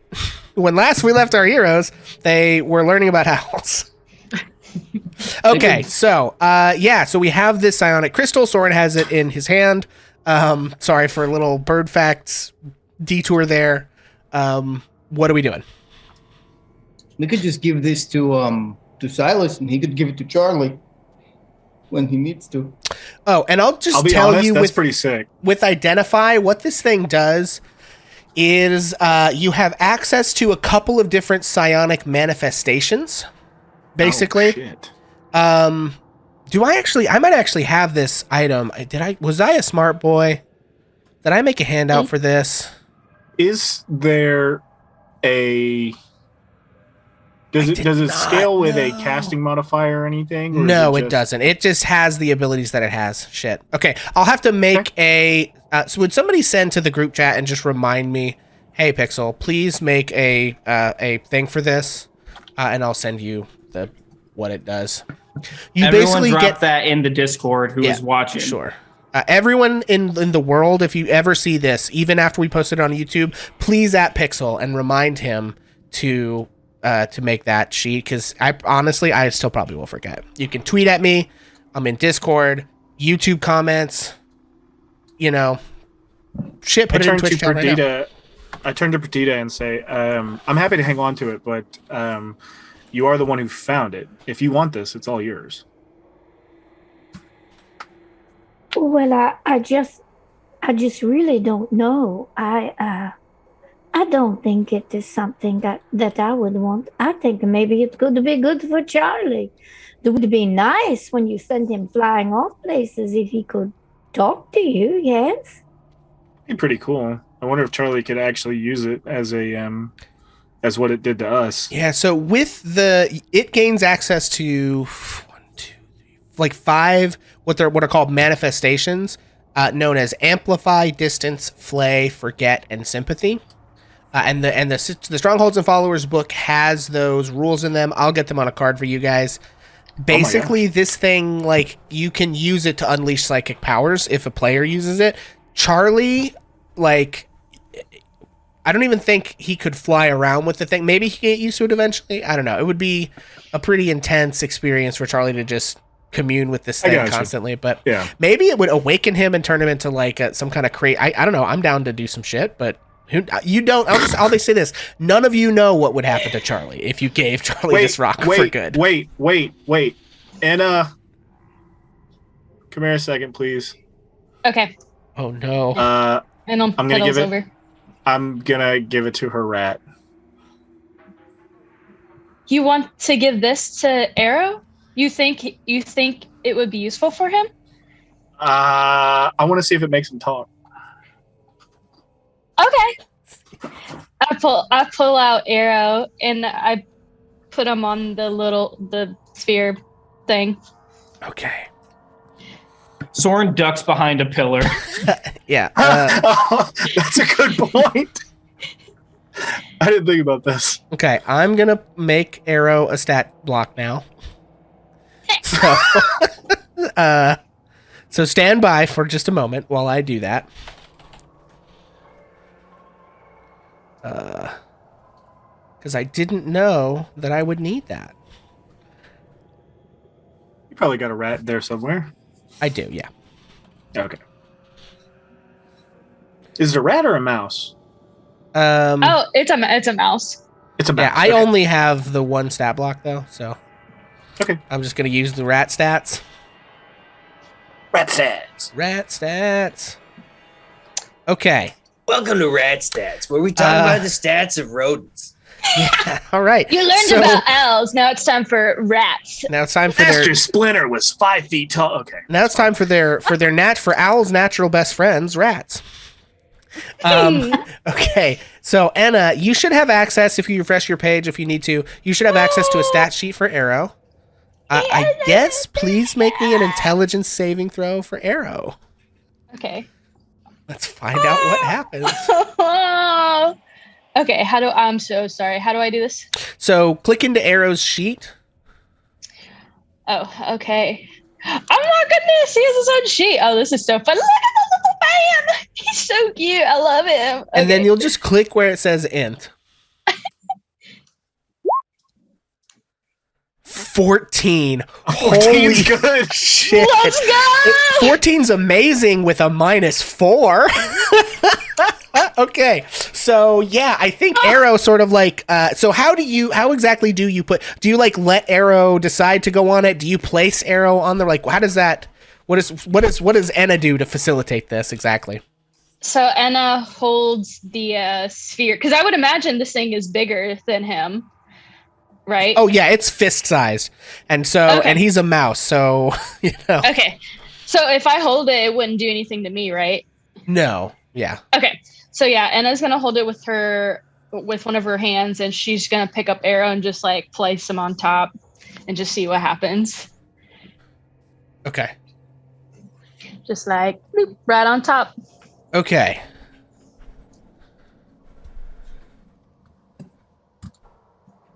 Okay. Yeah. So I.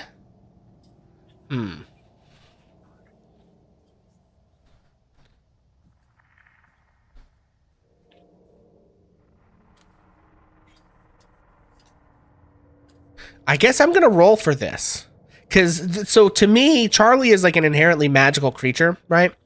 Mm-hmm. And Arrow is not. Arrow's not gonna die, but I'm curious as to exactly what's gonna happen to any of you in this area here. So I'm gonna roll for this. I mean that makes what, like 18 of us? How many people are watching? Right. Okay. All right. So we know. Okay. Hang on. It turns out the Arrow has the psychic ability of like a small nuke. He's like Dr. Manhattan. Ooh, turns blue. Okay, so the first thing that happens as Arrow latches onto it and starts to shake, and then Arrow sort of like stands up on. Is Arrow a he rat or a she rat? I don't really know. Arrow stands up It's on their pronouns. hind legs, and again the eyes glow blue, and then you notice that Arrow's claws. There's this like sort of blue psychic energy that just like manifests around Arrow's tiny little claws. And then oh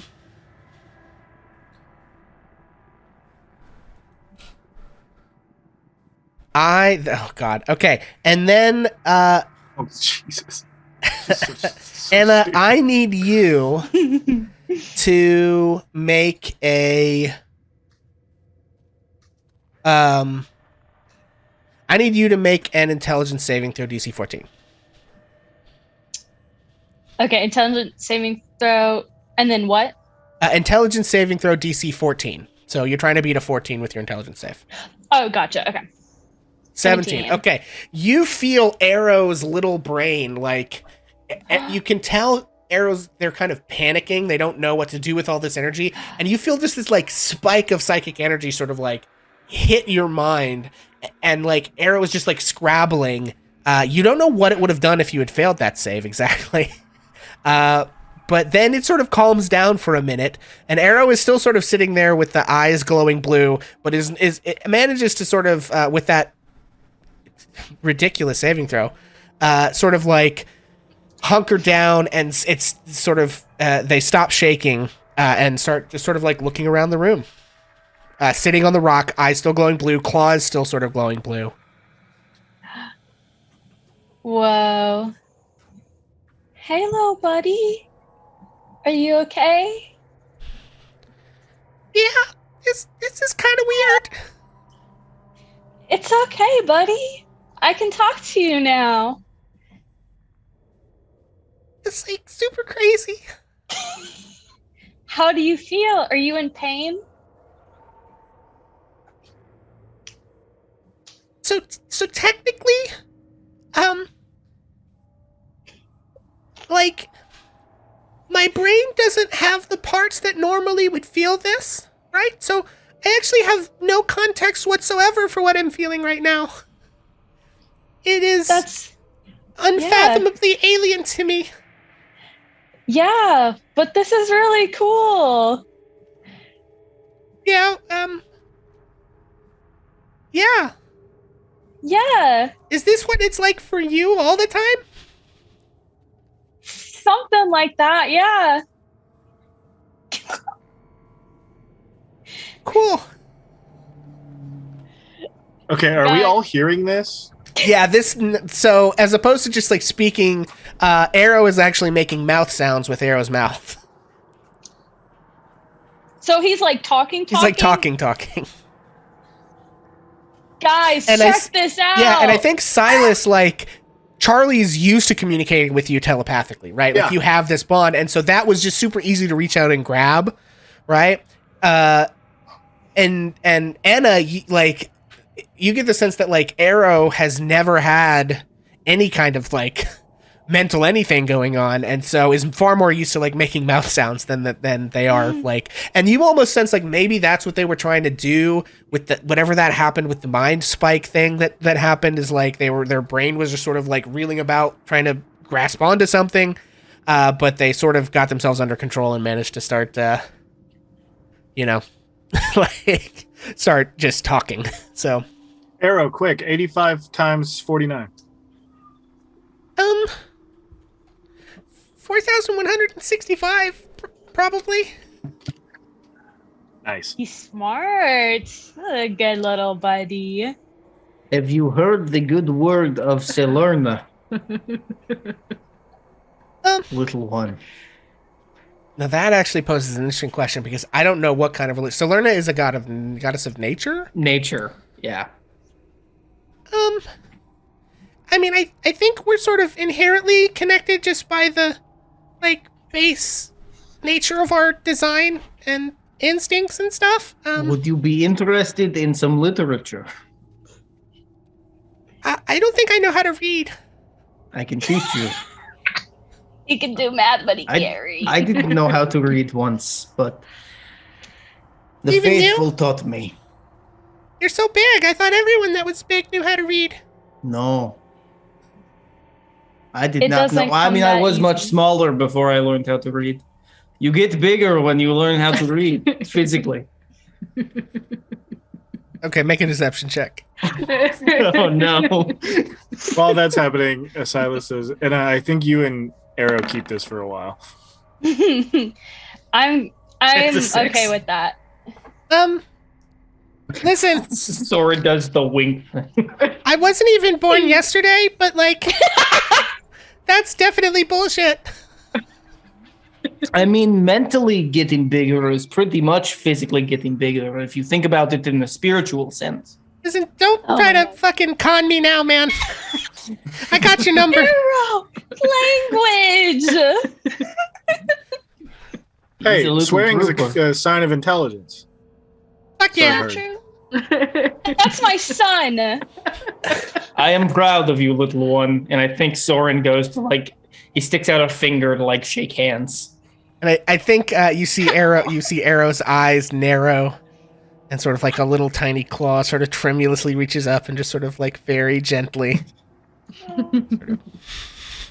Just a very, like, And then I think Arrow, finger like, jiggle. sort of, like, looks over at you and then just says, like, he's on thin fucking ice. That's okay, buddy. He's our friend. I think Roz reaches up to wipe a bunch of drool off of her jaw. I apologize. I don't know what came over me. Yeah, instincts are a real bitch. I would know, because my brain is 90% instinct. This whole, like, thinking and language thing is a real late add-on, you know? Do you know how long you've been with me, buddy? He got the brain DLC. Got the brain DLC. Speech and language DLC activated. I don't know, a long time. Like, most of my whole life. Yeah. That's so cool. Wow. We've been together for a while, buddy. I think we're going to keep this little orb thing so that we can talk to each other. Is that okay? Sure. Okay, as long as you're not in pain and you feel okay. Yeah, if I ever figure out whether or not this hurts, I'll let you know. Yeah, just let me know. I'll make sure you're not in pain. Okay, so We have awakened Arrow, at least for the time being. This is so cool. Silas is beaming. He is so proud of himself right now. Oh my god. Okay, this guys. is a good idea. Cool. So, Anna, do you just like put the rock like in your bag and let Arrow hang on to it? Like, what's your plan? Are you holding this thing the whole time? Like, what's your plan here? Yeah, and I was gonna put it like in her little bag with Arrow, so he's got like constant contact with it. Cool. And I think like you set it in the bag, and I think Arrow's little head is like popped out, so like Arrow's body is in the bag and like holding onto the rock, but their head is just kind of like able to look around and see stuff. Cool. So at this point, we're gonna have an awakened rat, mouse, and a mimic. God, by the end of this, I don't know what we're doing. Okay, so you've discovered that object was a psionic stone. And that was everything in this room, basically. You look around, it's clear that they were using this for some sort of religious purposes. They didn't leave any other loot in here. That big shiny rock was pretty much the only thing of interest in here. So. Oh, wait. Hang on. That is not true. Yes, it is. That is true. I lied. It's true. Well, Purrdita was going to at least investigate the blood just to see what she thought they were doing there or something, but we don't have to do anything about that if it was nothing but just blood. Yeah, it's the rubble and stuff is just blood. There's no, and like bits of bone and thing, but nothing of value. All right. Don't worry, it's not fresh. All right. Well, let's see what else there is out there in that hallway. And Purrdita's going to look for Farron and follow Farron because she knows Farron is kind of, a little cautious. So she's going to head for Farron. Oh, you're right, Farron. Yeah, I'm doing good. So I'm happy that Arrow's a part of the team now. So are they constantly on the rock? Like, is Arrow gonna be like listening and speaking throughout this, or is it just like whenever we want to, like we have this, like, and it's gonna hold on to it? So at the moment, the rock is in Enna's bag. I am gonna delete Arrow off the page because we'll just assume that Arrow is on Enna's person. Enna has the rock in her bag. And Arrow is sitting on it with his head poking out of the bag. If you guys want to take the rock from Arrow and do other things with it, that's up to you guys in the party. But for now, Arrow will basically be continuously conscious and able to speak until something happens to change that. Basically. But Farron's doing okay. I feel like the 10-minute wait, like in between everything, kind of calmed any nerves that I had because we were just chilling in a room for so long. And then seeing Charlie like blue beam, and like a recognition of sorts, and then silence because they're speaking like through their heads. This has been a whirlwind. Are we heading out? Are we gonna go through another door? We should go visit the ghosts now. We should not visit the ghosts. Were there any other doors in this room? No, there are no other doors in that room. Then Purrdita is going to move out into the hall, but she is not going to go into the room with the big double doors. She wants to journey down the hall just a ways. Okay. Very cool. Just to see what she can see. There is this big hole. I see that, and it stinks, doesn't it? I think they've been pissing in that hole. This is the piece in shit hole. Maybe. Roz takes out an empty jar. So the orcs. So actually, as you look here, it basically is this wall. The orcs have dug out a hole in the wall and just been like throwing trash and crap in there. Nice. This is compost. This is their compost. Of course. This is good. Environmentally conscious.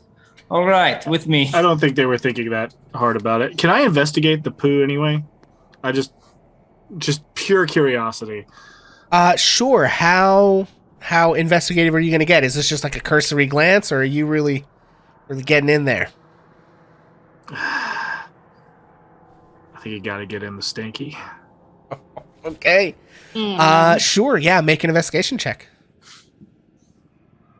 Purrdita Actually, tell you steps what. away. Make a Constitution saving throw first. Okay, that's fine. My detect magic is probably still up. Okay. Am I getting a hit? How long does they last for? An hour? Yeah, it's still up. Can Roz help him sift through the effluvia? Sure. So Silas, you can investigate. You're gonna have disadvantage. So you go to look in it. You first of all, detect magic is still up. You don't get any pings of magic within. Let's take a look at you. I need to put this radius back up here. Ooh, natural 1. Oof. That's all right. Yeah. So, but it's just that thing of when you're, I don't know, trying to clean up, throw up or something, and the smell, and you're just even if you're not really breathing, your body is just that's where Silas is at right now. Roz, if you would like to investigate the effluvia, you may do so, but you'll need to make a Constitution saving throw as well. I'll give you advantage because you are disgusting. Yes, this smell is familiar to me. Yeah. Given that you frequently throw jars of your own piss, 16. Yeah. Can I get? Oh, yeah, advantage. awesome. Yeah. Wonderful. So Yes, this is quite right. Yeah. Can I just can I do a perception check on the? Yeah. Or is it specifically investigation? I feel like this isn't I think digging through something with your hands is more investigation to me. I was attempting to do the help on Silas's investigation, but right. I think I'm gonna need. I think it's gonna be a separate. All right, that's fine. Roll here. I think we've got, unfortunately, because I think Silas with that nat 1, Silas is just too. Well, not even that. If I have disadvantage from the con save and then he gives me advantage, it's still just natural 1. Gotcha. So. Well, I'm gonna burn. I'm gonna pre-burn an inspiration. Okay. Oh. Give myself advantage on this. Thank you, chat. Whew. 13. Yeah, so you go digging through here. 13. Guys, there's something in the fucking shit. I gotta know what it is. I feel like you're really looking too hard into this whole shit thing. Okay. You find 16 gold pieces buried in the shit. You see? A little bit of money. It's a really weird diet. Yeah. Well, I will definitely go to Roz and clean it off with prestidigitation. Oh, thank you. Roz was about to lick her paws. Thank you. I didn't want to have to do that, so appreciate it. Okay, moving on. What next, please? Let's keep going, maybe. Purrdita is disgusted. Roz, can I get in on a little bit of that gold? She walks away from all of them you can and have continues down the hall. Okay. Yeah, so what are you guys looking for as you move down the hall? I just want to see where it goes. Okay. Yeah, you can see, Purrdita, that the hallway curves around to the east from here. The hallway curves around to the east from here. Do you think we should go around the corner and look? I think fine idea. Soren is still looking for signs of tracks or anything that might be around. If he can see where there was a higher congregation of orcs or anything. Okay. Even though I assume that this is just a transitory hallway. Yeah. Okay. Soren, make me a perception check, please. Perception. I think Purrdita would be looking around at everything too, just to see if she sees were they all orcs here? Damn. Anything 24. else in the floor? Yeah. Ooh. Okay.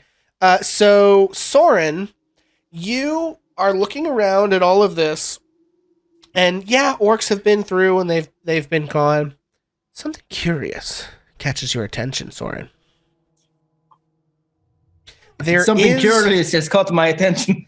Yeah, so the orcs just left yesterday, and there is still like the smoke from some. You get the sense you can't tell exactly where they're coming from, but coming out of some of the things, some of the doors down this hallway, it must be. There's a little bit of like residual smoke, kind of just in the air, because there's no ventilation really down here, right?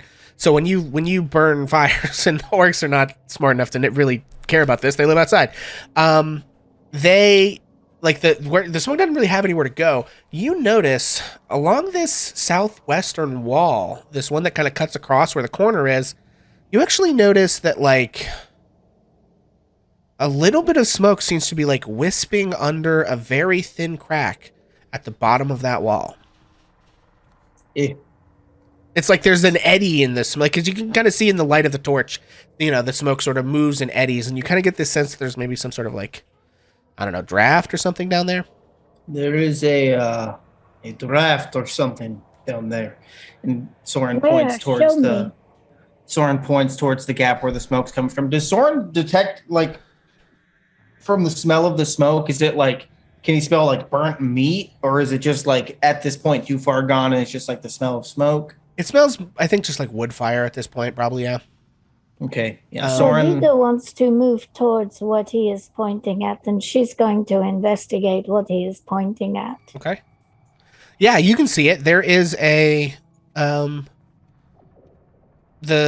of the smoke that's still flittering through the dungeon. It appears to be sort of filtering through a tiny crack at the bottom of the wall. And actually, as you look around, Purrdita, you can now see some of it goes through a crack at the top of the wall as well. There is something here. Should we try to see what we can find out? Yeah, you can make an investigation check if you want. How big is the crack? A few centimeters. It's not real big. Maybe mouse size? Yeah, 11 Purrdita. There's something going on here, but you're not exactly sure what. Well, there's definitely something going on here. This is not just a wall, but I don't exactly know what. I think Purrdita's just going to start thumping on the wall. But Roz steps up to the wall with Purrdita. Well, never mind. Purrdita. Yes? I believe it is time I share with you one of the Hisker's family secrets. Our mighty Yowler. This is perhaps a good demonstration.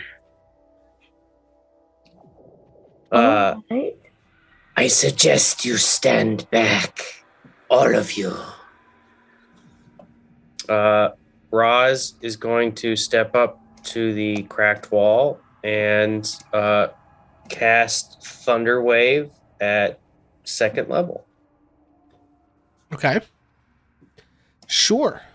Go ahead and give me... I'm going to say... I know this spell has a saving throw. In this case, I'm going to say make a spell attack roll instead. Interesting. A spell attack roll. Come on. I got to have that somewhere, right?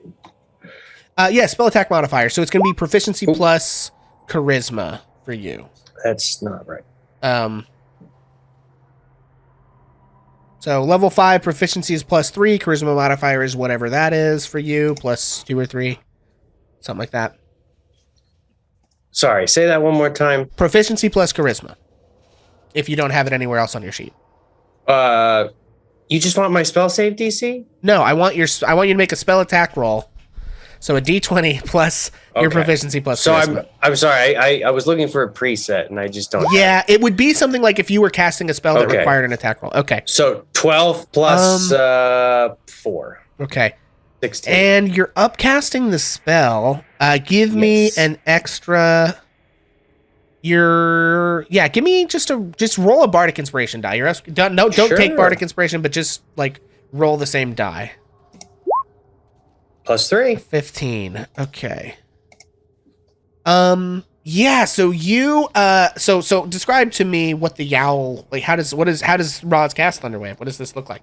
Yeah, so and up until now, Roz's magic, aside from the illusions when her voice, as she describes something, is sort of like the rarefication of the airwaves while she speaks mends into illusion. Other than that, the only spells that anyone has seen Roz cast have been with the aid of her beloved piss jars. And this is something inherent to Roz. Clearly, there's something magical, bodily, physically about Roz and her family, and she takes in a huge breath. The studded leather armor that she found in the armor closet with Soren, newly adorned, is stretching tight, and you hear this creak of the leather as it's sort of being broken in by Roz. And you see her claws begin to clench and peek out of her paws. And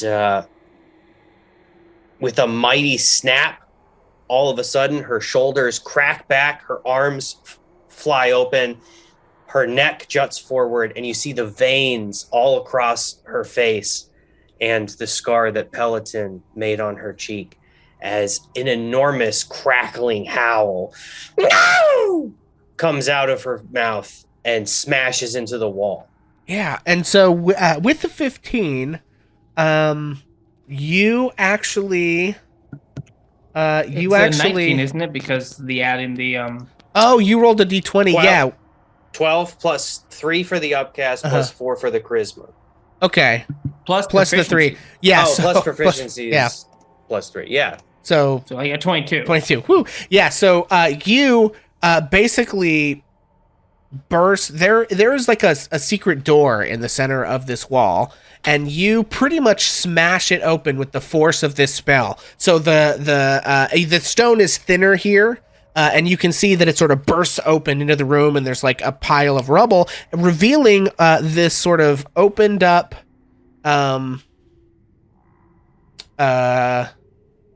like circular room. There's another door in front of you. You can see some kind of a chest or something in one corner, and then this thing is. Hang on, can you? Oh, you can see through the whole thing. I fucked up. Stand by. Everybody, because you Roz, can't see that. Is like huffing. You see, Purrdita, there is more potential you have yet to achieve. Soon you will unlock your bloodline's heritage, but you must keep trying. That is amazing, Roz. I have never seen anything like it. What have you uncovered? Just some old room or something. Okay, yes. That is not the important thing, clearly. Yeah, so this room, sorry, it's not a chest. You see a little shrine here, and there appears to be a cup of liquid on the shrine. It seems to have not been disturbed for quite some time. It's kind of like the cup is like a silver chalice. It is very finely, kind of adorned. Someone has left their beverage behind this old cracked wall. How careless. A beverage that has lasted this long? We should investigate this, yes? And Purrdita's going to move towards the door. What's anybody else going to do? Yeah, so we've had Roz and Purrdita here are sort of in the forefront, but we've exploded this wall. Excuse me, I'm dying. Pardon me. Yeah, what do the rest of you do? As I choke on my own saliva. Ugh. I think Roz is just recovering, honestly. Yeah, I am in full favor of the buddy system. So Yeah. we just walk in right next to each other. All right. Well, But Perdita's going in. I think we just follow suit. Yeah. Let's do it. Okay, as you get within range, Silas, you can tell that the shrine is magical. Can I tell what kind? You're not going to like this, but technically necromancy. Okay. Silas. And there's a big door in the wall directly across from you. Never mind that big door in the wall directly across from you. What do you feel in this room, Silas? Silas turns to the shrine. I think that over there is a no-go for us. It seems to be it's giving off a kind of a dark aura. If one of the clerics wants to try to take a look at it, that might be our best bet, but it feels dangerous at least. I'll give it an old once over. Okay. Soren's gonna walk up and Yeah. Okay, Soren, make a religion check. you got it, boss. Farron, I promise there are no ghosts in this room yet. Yo! That is a nat 20. Nice. The naturalist of 20s. Good job. Mm-hmm. So clearly it's just an old cop, right? Soren, you've heard about this stuff before. First of all, this is a shrine to Saint Gaead the Confessor. You recognize the iconography very easily. Oh, wow. Which makes sense because of the Church of Saint Gaead the Confessor is literally just up the road from here, right? And sitting on the altar, you look at this. It's, again, judging by the dust in the room and everything, the orcs never found this place. This has not been disturbed in an extremely long time, and yet the liquid in the chalice is as fresh as the day it was poured. This is divine mead. This is a shrine to Saint Gaead the Confessor. The church in Gravesford is to this saint. This is divine mead. Soren, I assume, knows about divine mead and it's safe to consume, or that it's like. Yeah, so basically, you would know that there's kind of an affinity for, the religious and or nature-based magics with this. So a cleric or a druid or a paladin that drinks this would gain some benefit from it, yes. This would give a great benefit to one who follows the more spiritual arts, such as myself or Pina. Not Pina, Anna. Sorry, you both have similar names. It's okay. Well, I have Common a is talking not his mouse. first language. Yeah, Yes. My first language is owl. she's got a talking mouse. I got a talking mouse, so if you want to drink it, you can. I would be. I can drink it, really? No, not you. Oh, Sorry, that was rude. That was mean. Me and Arrow have some beef that I feel we need to squash. I mean, could you go halvesies? I feel like to truly get the holy effect. Also, I think Arrow straight up said no when I brought up religion. Pretty much. it's just complicated because I'm sort of an unnatural rat now. We've tinkered with God's design, and I truly don't know where I stand in this vast cosmology. That is what religion is for. I will show you. And I think Soren's going to pick it up. And is everyone okay with this? Is it a temporary boost or is it just like a permanent buff? I don't think Soren knows exactly what the benefit will be. Roz would like to say to Soren, If this is your destiny, then let it be. and grant you bardic inspiration. This If one's it's to you, only Mom. benefit. And Soren chugs it. And Bertita moves towards the door while he's doing Very that. cool. Just that other door across the room, just Yeah, in case something comes Soren. out of there. So as you gulp down this mead, you feel your body suffused with just kind of incredible divine power. And you feel your connection with your deity and your saint strengthen. Soren, you have an extra 3rd level spell slot.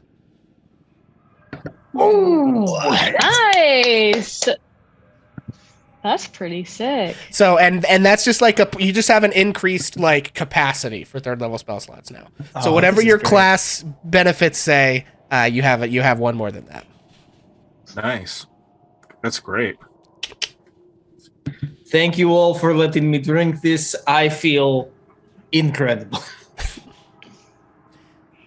Congratulations. You're welcome. Yeah, congratulations. I feel that I can cast one more 3rd level spell.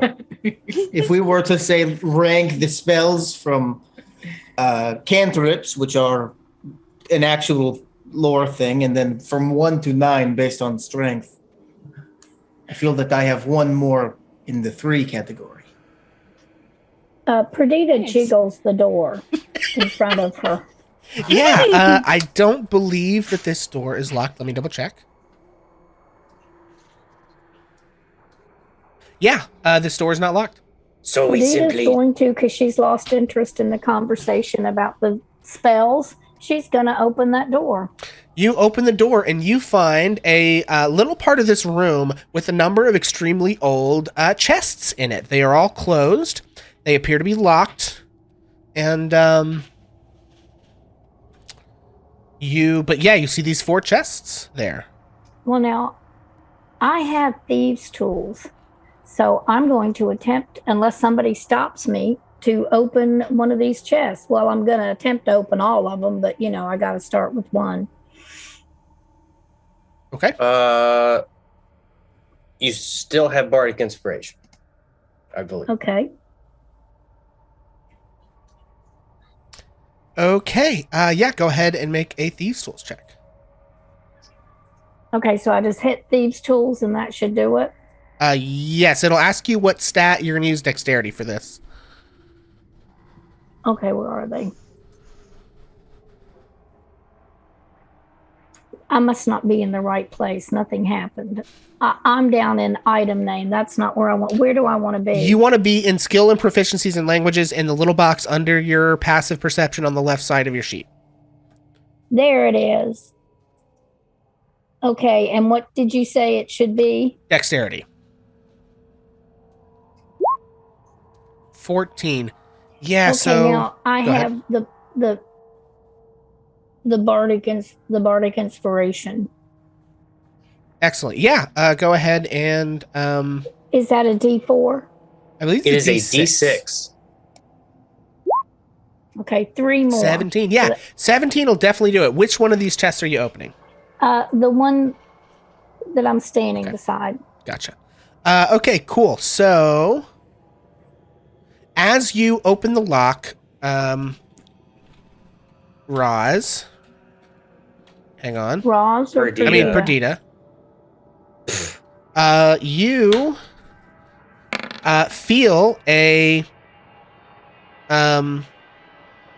You feel a prick in your finger as a poisoned needle sort of jams into your finger, designed to prick the finger of anyone who was trying to pick the locks on these chests. You take 10 points, 1 point of piercing damage, and 9 points of poison damage, and I would like a Constitution saving throw. Okay, so that was a total of 10 points of damage. 10 points of damage all day, yes. Okay, I got that. And then, ow! And then what do I do? Constitution? Constitution saving throw. Yep. No, from the diaphragm. 19. Okay. So, Perdita, you are not poisoned. You just take the damage. So, as you go to pick the lock, when you finally get it open, you can see that this lock has been modified with this poison needle that juts into your paw and deals damage. But the poison does not seem to be strong enough in this instance to, leave a lasting effect of sickness. Just the pain as it sort of stings you. Oh, that hurt. But did it open? It did. It did open. And what is inside? Okay. Oh, I mean, we'll take that. right. 527 gold pieces. Damn. Okay, money. And come on, I got Roz feels a little silly about and the 8 gold she dug out of 52 poo. and 52 platinum pieces. Well, this is really nice. Okay. You know, we get into this. So, can I get all that and put it on my person? Or is it going to be too heavy or what? I mean, Or do I are need you to going look? somewhere? Well, that's what I mean. Are we going to leave it in there? I don't know. But Yeah, I think We you know can where just, it you know where it is. is. It's okay. So there's, so if I've written anyone, that if something down. is nefarious is going to happen to this, someone would have to come and kick you guys out of this castle and take it, right? So Okay. So, perhaps I should be a little bit more cautious. So I think I'm going to move to the, does anybody else want to be doing this with me? I mean, is anybody else trying to do the other I can things? heal you while you are doing this. Roz will give it a shot. Can you show me how you do it? Well, let me check for traps, right? Is that something a rogue can do? sure, I'm going to say, given what just happened to you, you can tell all of these chests are trapped in this. I think all these chests are trapped in the same. Chests are trapped in the same way. The trap could be disarmed. You weren't trying to disarm it. You were just trying to pick the No. lock. Right. But now that you know the trap is there, a Thieves' Tools check could try to disarm the trap, and then you'd have to pick the lock. So Let me see if does anybody else have thieves' tools, or this is just on me? Well, can Roz do a sleight of hand to give advantage? Let me just place my claw here to help. I'm going to say make an intelligence check, because you're not proficient in Thieves' Tools, are you, Roz? Well, but I assume Purrdita would tell me what to do. Yeah, but I want to Okay. see if you're smart enough to because I think it's the No. question is, are you relevantly able? Oops. Okay, 3. So Purrdita, Roz is more hindrance really than anything. No, here. Well, but let me do no, that. it's all right. It's all right, Rob. but Let if me I do just- this for you. And besides Okay. which, your paw is still a little stinky, so move away if you will. Well, you've got this again. Take another bardic inspiration. Okay. Okay. So now, how many thieves' tools rolls do you ultimately want here? 2 per box. 2 per box, yeah. Sorry, Okay. give her some encouragement. Are they all dexterity? Yes. I believe in you. Here comes the next one. Okay, trap on the second box is done. And I'm still on the second box here. Okay. Do I open it? Okay. Did it roll again? You got another 21. Okay. Yeah, 'cause so my second box is open. That one Okay. is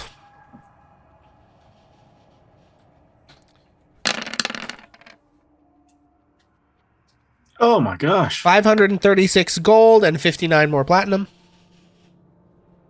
All right. Now there are the 2 rolls for the third box. Yeah, and while all this is going on, Silas, make another history check for me. 17. Third box, 17 will disarm the trap. Natural 20 on a history check. Okay, Oh, natural 20. Buddy. Silas, you know for sure this is. Wait, hang on. There it is. You know for sure this is like the war chest, the funds of the Blue Dragon Phalanx. This is like their secret Yeah, treasury that makes they hid sense. down here, right? So, but Nice. you know those homies are all dead, and nobody else even knows this exists. So Right. you guys Okay, are We better coming have into some some serious coin Deep here. pockets. Okay. I Deep rolled pockets. a 15, but I've lost track where I am. I'm sorry. Okay, Jesse's rolling there so threw me yeah, off. that 15 is for The third chest. trap on the Did third I chest. disarm the third chest? Yes, trap on the third chest is done. Okay, let me get back because when I'm doing this on my character sheet, it's kind of covering up Yeah. the chat, and I can't see what I'm doing. Gotcha. Okay, here it comes. Okay, 25. Third chest is done. Okay, what's in it? Hang on. The same thing as the other ones. All these are the same, basically. 5, 36, and 59. No, I'm rolling the dice, but oh, okay. Well, it's the same then dice I'm don't rolling. say it's the same. Well, it's more money, is what I'm saying. 535. Okay. More money. We're rich. More problems. Yeah. Okay, here comes number 4. Okay.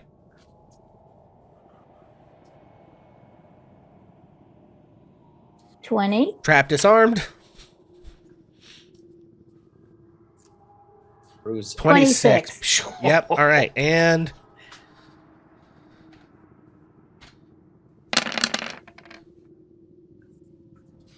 That was a lock-picking speed run. yeah. Platinum is Purrdita- 10 gold apiece, right? Yeah, it's Yeah. basically each of these is more than 1,000 gold in Yeah. every chest. It's Yeah, fantastic. 1,000 is the base of every chest because it's 500 plus 50 plus whatever I roll. Right. So, it's almost like We're Matt Colville. bajillionaires. It's almost like Matt Colville wanted you guys to have enough money to like. I think that what happens after Purrdita gets all this is that she Hang on, steps guys. out. Hang on. I'm It's- dropping frames. I'm not sure if it's just the stream or everything going on here. So hang on just a minute. Oh yeah, I see that. It's Yeah. hesitating. Yeah. Our upload speed just cranked out. I started recording here, but I kind of want to see if it disconnected from chat. Ugh. It's Oh, weird that it's yeah. still letting me be in Zoom though. Yeah, but the broadcast has ended. Yeah. Okay, I'm gonna. Well, it still says my phone still says we have internet. Okay, I'm gonna try to restart the stream again. Well, Purrdita wants to do a thing. No, it's if just you'll let down. her. Okay, wait. Maybe coming back. I'm getting a little bit of signal now. Not like enough to do anything with though. That's weird. It's super low. Okay, does anyone have the ability to... Oh, maybe? Are we coming back? Okay, there's 1,200 kilobytes. 11,000, 10,000. It's a little backed up. 6,000. I think you came back. Okay, I think we're back. All right, guys. Sorry about that little dip there. Hopefully everyone's back. Yeah, you're on. Cool. Great news. Internet got a little wonky on us. Not enough to fully boot us out, luckily. I don't know what that was. Internet be crazy. So, we're just going to carry on. I am recording this part of the episode locally, so if stuff gets funky, we'll just put it up later. So, okay. So I was Purrdita. going to say that Purrdita wants to do a thing after she gets all 4 of those boxes, that she will step back outside of that door. And since it did not have a lock on it before, she's going to dig around in her bag of thieves' tools, if you will let her do this, and discover that she has a lock. I mean, you With could a probably jury rig something with one of the locks off the chest if you want to just, like, try And to lock I'm that going door. to do that. I'm going to lock the door and I'm going to take the key and put it in my thieves' tool bag and say, we will talk more about this later. Okay. Okay.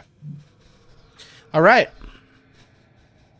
You guys kind of look at Silas, like stare at the gold for a while, as that's probably like more money than he's ever seen. That's more money than I think any of you have ever seen. None of you are like noble backgrounds, right? Yeah. I mean, I think that Roz and the Hiskers Mm. band probably had like a war chest of sorts, but Yeah. honestly, this is one of these is maybe as much as we've ever had. Yeah. And you might have like glimpsed, like when you were getting paid, if somebody pulled something out of a treasury and you glimpsed into like the king's treasury, you might have seen some, but this is a bonkers amount of money. So this is like, you know, and Roz, you would probably have a sense of this. Like, you don't know a lot about the kind of fortifications they use here, but like this is enough money to like raise an army and build like a defensible encampment. Like, you know, we would say a fortress, but Roz probably wouldn't. But like this is Or like infinite spell scrolls. yeah.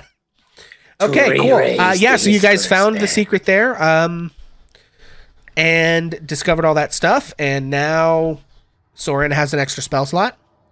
This And- worked out really good. And you have a sentient mouse. And Yeah, we so do. what would you like to do next? We are just hitting wins all day. I mean, I just want to Yeah. hit the next door. I'm feeling good, so we should go back to the ghost room.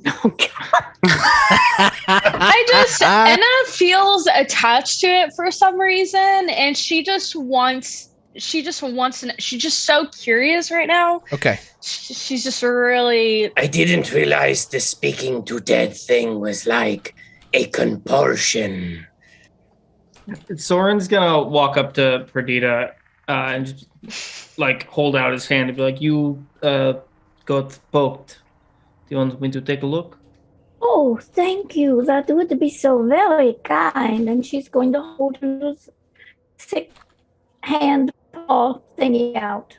I think Soren takes it and like gently clasps his other big feathered hand over it and mutters a prayer and casts Cure Wounds. Just first level. Oh, thank you so very much. And you will notice my paws are much cleaner than Roz's. Well, I noticed. Okay, so do I get to roll something, or he just healed my? I mean, do I get to add any health points back, or? I rolled an 11, so you get 11 hit points back. Woo! Okay. Well, Also, just a heads up, that's- guys. Looks like we're kind of going in and out a little bit here. Let's just play through and we'll upload to YouTube later. As long as our Zoom doesn't go down, I say let's just try and get through the episode. So Dope. Sounds I'm good, gonna yeah. keep trying to massage the stream and throw it back up, but if it doesn't let us do that, it'll be what it'll be. Okay. Okay. Tense, stream. You're so tense. Okay, sorry. So you guys had a chat. I totally missed whatever it was that you said. Was there anything I needed to know or do or resolve as a result of that? No, Soren I'm just now healed. back We're to good. full Okay, health. very sorry. DMing and running stream is, kind of a lot, so I apologize if I missed things. Okay, so yeah, you've got some more rooms. So now that you've been in here and you've fully rounded the corner, found an enormous amount of money and some magic stuff, you guys know that there are a couple more doors that you can see. There are 2 doors on the north wall, 1 door on the south wall, and I don't know, maybe, yeah, Silas through Charlie, you can see there's another door at the full end. I'm just going to ping these things. There's a door to the north, door to the south, door to the north, and door to the east. All right, let's put it to a vote. Who's for more doors? Who's for fight ghosts? I think Anna's outmatched on this one. We will definitely mess Fine. up some ghosts. I promise. as long as you promise me, we'll go back. You promise. Promise. Yeah. The thank you, Arrow. So supportive. of I'm me. so glad you guys have Always. given me this fun little character to play. This is going to be great. It's Pixel's insert character. Pretty much. Yes. Okay. All right. So doors it is. Which doors? Well, I like the look of this. what's this one? Yeah. Eeny, And then- meeny. What if? Actually, never mind.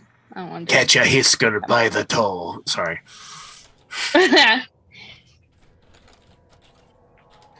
Okay. Okay, you're going for that door.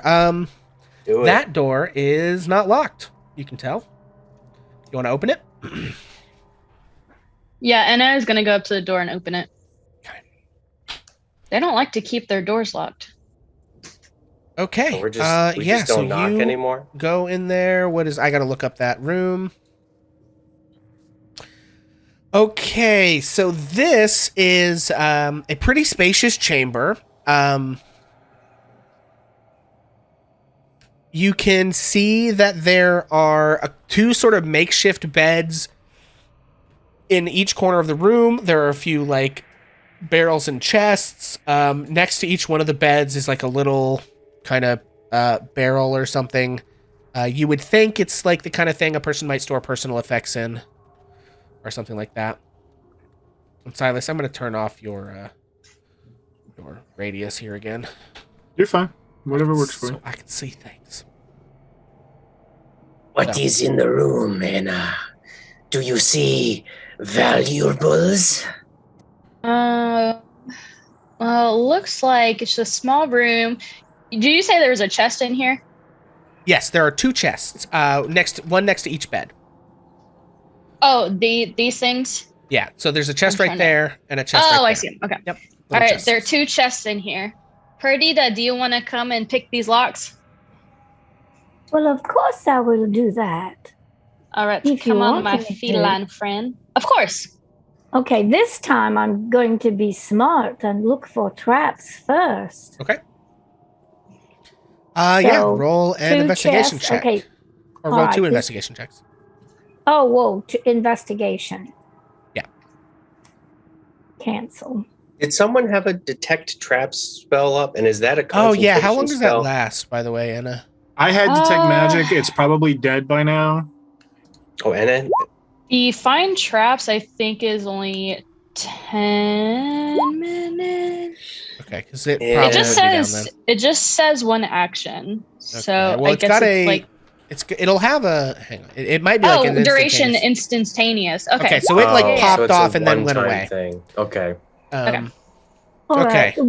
I got a 21 on one and a 5 on the Okay. other. So I used my DM inspiration Oh, and I okay. got an 11 the second Okay. on the other one. Gotcha. The 21, that chest is definitely not trapped. The 11, you're maybe not sure. You don't see anything.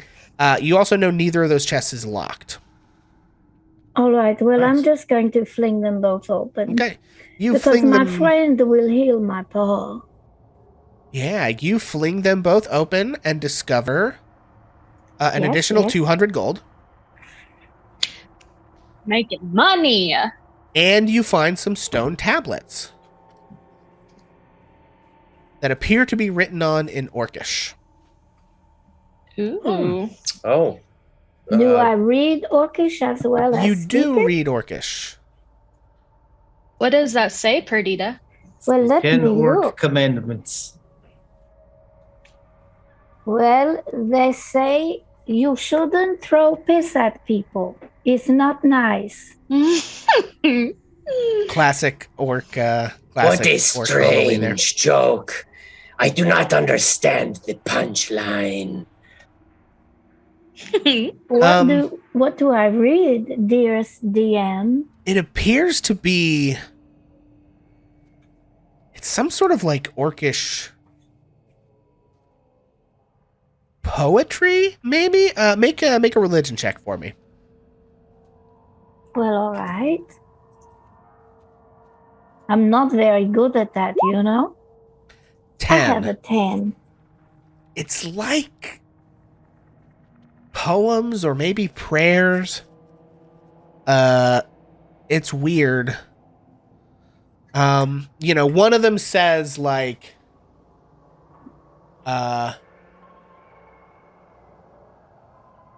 by the power of our father Groll,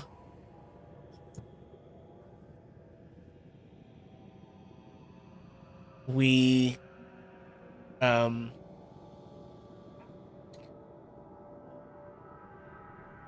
it's not super clear. It's kind of archaic and weird.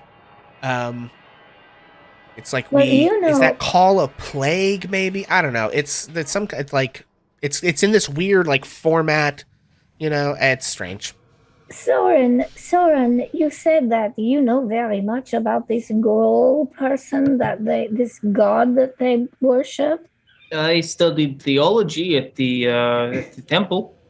Well, I will get with you and tell you what they say because they mention him, and you maybe will know what they are, huh? Yes. So do we need to do that now, Okay. DM? Sure. Soren, do you speak Orcish?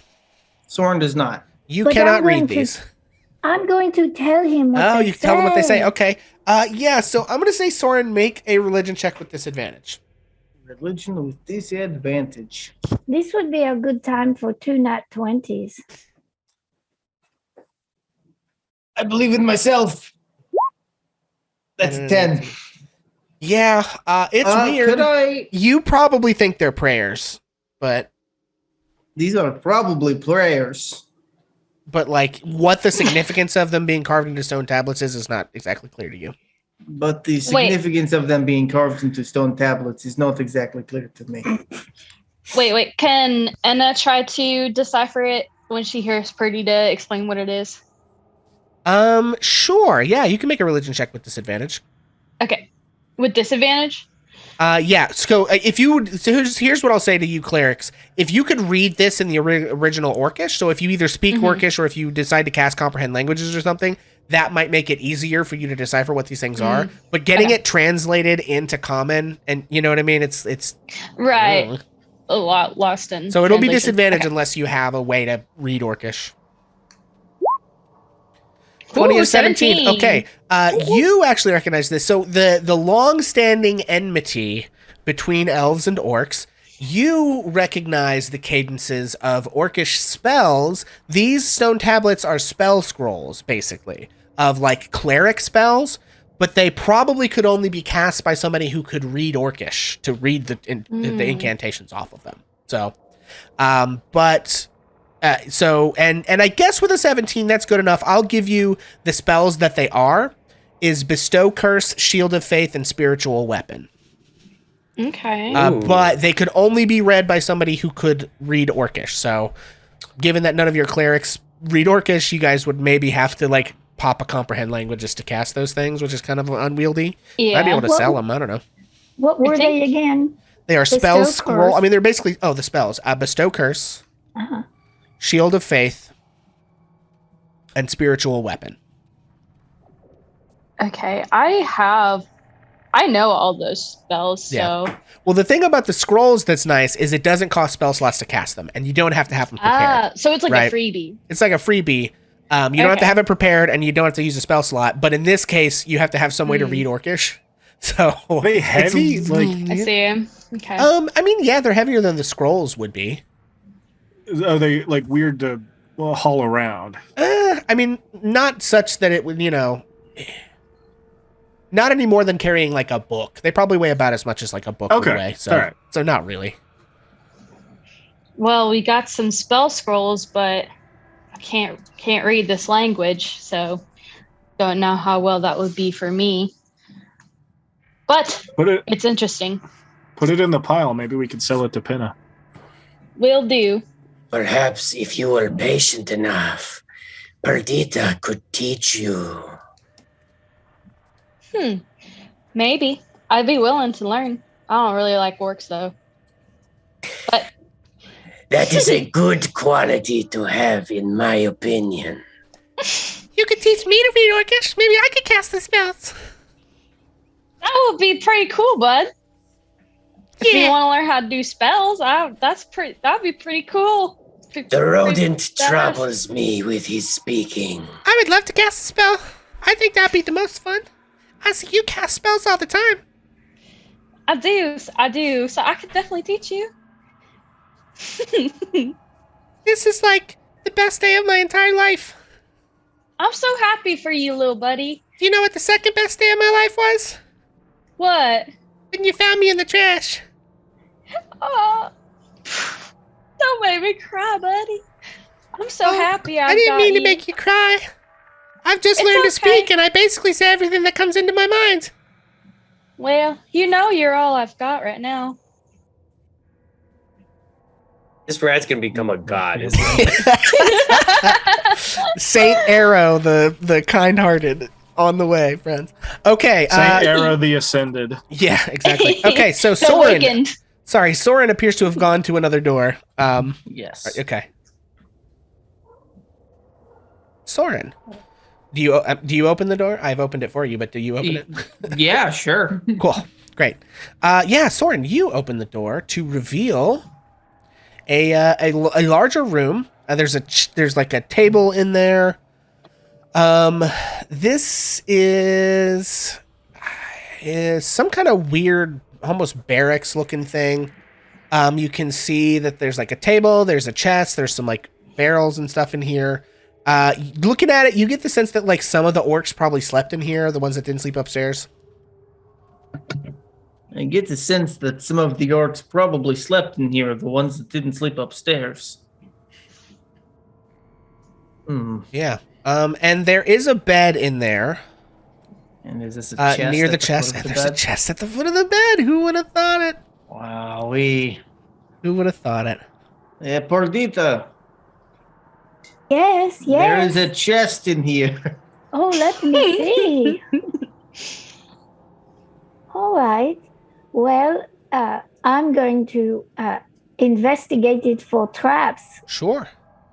Go ahead and give me that investigation check. Long hallway with some more doors. Yes, you see a long hallway with some more doors. A 4 ain't trapped. Not a trap you can see. So I'm going to Also not try- locked. I'm going to flip it open. Yeah, not locked. And inside is just like some junk and clothes and stuff. But you do see Yes, yes. a vial that I would say, with your background as a spy for the Pedagars, you recognize as a vial of poison. Oh, there is a vial of poison in here. I recognize it from all my years of working with the Bedagars. Okay, It so wasn't that many years. I'm very young. I don't think I have a item card for this either. I've really apparently slacked on some of the stuff. And that you I should have had given so y'all. many weeks to get it already. Well, I made like the hardcore magic items, but apparently I've missed a couple things. So what have you been doing with your time? Purrdita, who are you speaking to? I forgot. I forgot myself. Okay, so Gather your wits. this here, I'm just gonna copy this into chat, and you guys can, and I'll try and make a card. No, that's not. Oh, come on. It does does OAuth nothing. :1W5. Yeah, that's some stupid touch portal thing. There we go. Okay. So Soren I'll just make you guys a glitches poison and his card for nose that. starts bleeding. Sorry, that says 9d6 of poison damage. Yes, you get Yo! one. You get Oh my one 96 God. bullet for a gun. It's just My one goodness. attack. So That's enough. That's enough. Especially if you bane them. Or too bad we don't have any warlocks decks. That would be disgusting. Okay, so yeah, that's basically all that you find in the chest and in the room. The barrels are old and busted, kind of like the ones upstairs. And Soren, you're looking at a long hallway full of doors. The folks upstairs, Silas is looking at another door. Anna, Farron, Roz, what is everybody doing? Roz will walk up to Farron. Farron, you do not participate in the unlocking of chests and the gathering of trinkets. Are you okay? You've hardly touched your ghosts. I'm trying real hard not to touch a ghost. I feel like Farron is probably calmed a little bit. Like, we've gone through so many of these other doors and everything's turned out fine or great. So I think Farron would like to open the next door, or like run up to one that we haven't opened yet and test their luck. Silas would love some backup. Yeah, I'll go over with Silas, and I want to knock first. Yes, how What? polite. Okay. All right. So we'll say, Purrdita, while you're finding the poison, this conversation happens with Roz and Farron, and then Silas and crew open up this northern door. You guys see a medium-sized room, and there is some sort of like foul-smelling cauldron that actually at this point is on a bed of smoldering embers. This is where the smoke was kind of coming from, actually. And it apparently had been seeping out under the door and filling the hallway. And the fire here is burned really low. But Silas goes, Roz, Jesus, man. Like, Nose goes, not it. yeah, so you and said then a cauldron? you see, yeah, there's a cauldron in the middle, and then there's like almost like apothecary, like instruments and like herbs and you know, like implements here. as well. Being a weird wizard man, do I recognize anything in the room?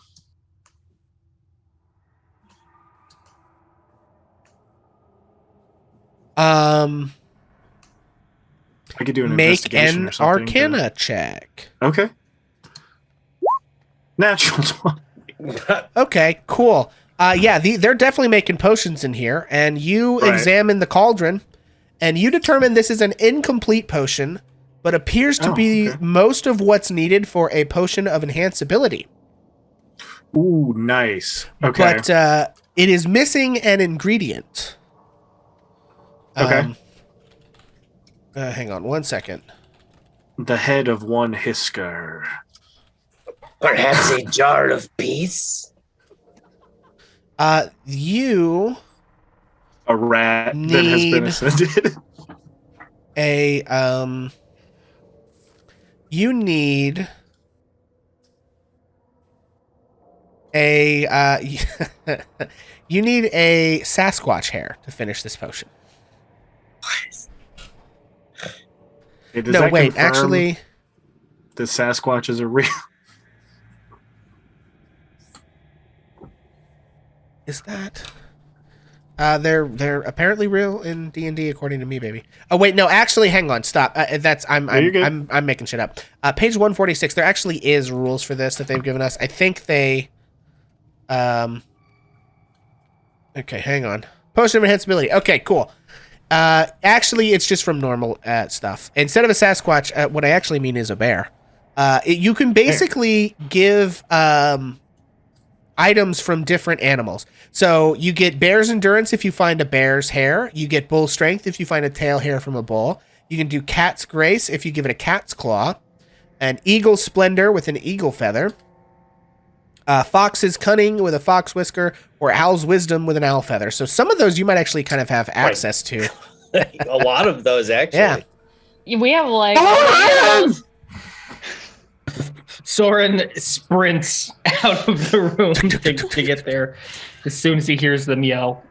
Yeah. Yeah. So as soon as Soren comes in, he goes, "Hold on 1 second," and just plucks a feather off of his head. Ow!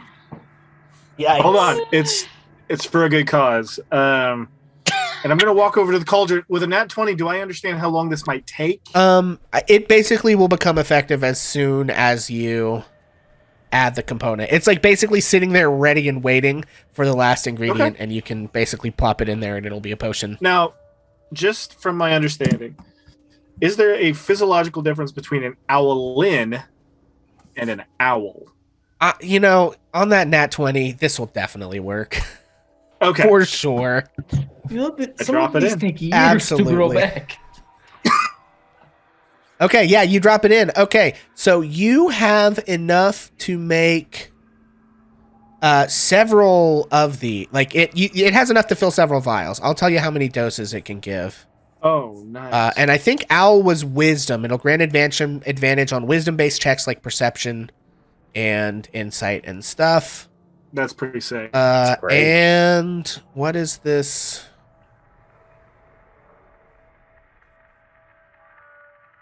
It can fill 6 glass vials. So basically enough to get 6 potions of enhanceability out of this. And is puppy. there enough vials sitting here to fill those Yes, up? there are 12 vials in the room. And there's 1, 2, 3, 4, 5. Yeah, 6 of us. Okay, I will finish the potion and hand one out to everybody. Okay, excellent. Yeah, so what does everybody else do? Well, so Silas is going to be occupied doing that for just a minute. But what about the rest of you? Also, I assume that Charlie comes with Silas. Yeah, you're good. You know, what if I made a potion of your hair and then gave it to you? This takes years to grow back. I just have a Listen. bald spot on my forehead. It's not Well- that bad. Roz casts healing word on Soren. It's not a big deal. It's Sure. just- Roz, make a spell attack. Give me proficiency plus charisma again. I've been getting older anyways, so it's about time stuff starts. Oh yeah, so Roz, your healing word, your like bardic magic of 24. Inspiration. I think it's like the rumble of Roz's voice like resonates in the air, and this like single feather of sort of kind of greenish light sort of coalesces and just like gently implants itself into Soren's head, and then with a flash turns into just a normal feather, and Soren no longer has a bald spot right in the center of his forehead. A touch of gray for an old man. This I is think what appreciated. Purrdita would have done while all these other things were happening is she would have taken the additional gold and the tablets and things that she found and put them in that room with the lock on it to keep them safe. Okay. Very cool. Is there a door? Is this a door at the very end of this hallway? That is a door. Yes, it is. Okay, I want to check this door out. Yeah, we should go in that door. It looks cool. It's like a big stone door. Hey, have you seen any other big stone doors? Just over where that team was. Cool. Yeah, I think you should definitely go in there. Is there anything else in this room we should worry about? Just so, or are we pretty much done with it? The room with the potion? Yeah. No, that was it. Okay. Cool beans.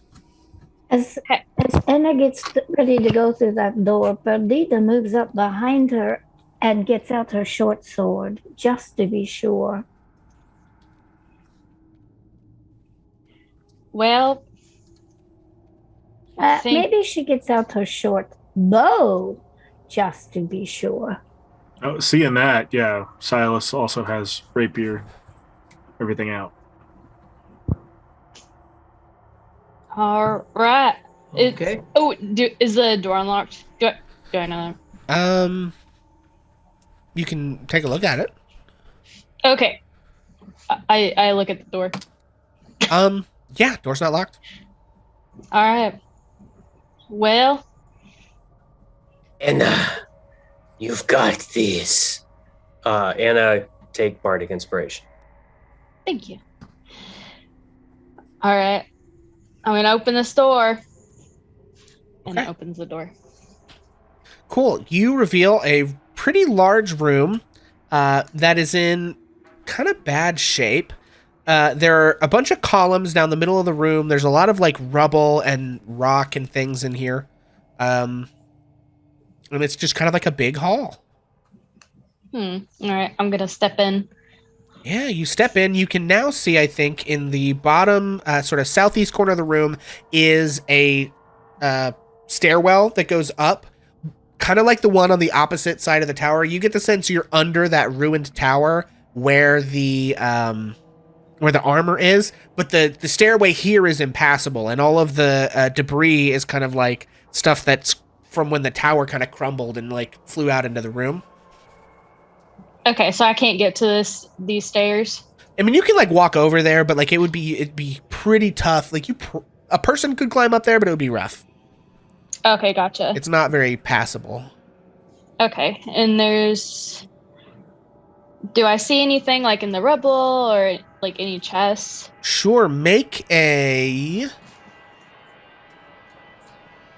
perception check for me. Okay. 13. 13. Yeah. Nothing too exciting in here. Just kind of an old empty room with rubble in it. No chests, no beds. You get the sense the orcs didn't really bother with this room very much because there was so much rubble in it and they already had places to sleep, so it's kind of like, eh. You said there was a collapsed stairwell shaft? Yep, it's this southeastern corner of the room. Yeah, Roz would like to sort of go over to that and sort of peek and listen and kind of see if she can sense anything. Okay. Can Soren kind of mentally step back through to last session and kind of recount his steps and positioning on a depth axis and think out, is he directly under the armor room? Is this because he remembers that there was a stairwell in the armor room? Yeah, right. Yeah. Oh, you would for sure recognize, given because this the stairwell over here obviously goes up to what would be that ruined tower. And so yeah, you guys are kind of under the tower / under the armor room, just kind of in that vicinity, under that side of the castle. Soren disseminates that.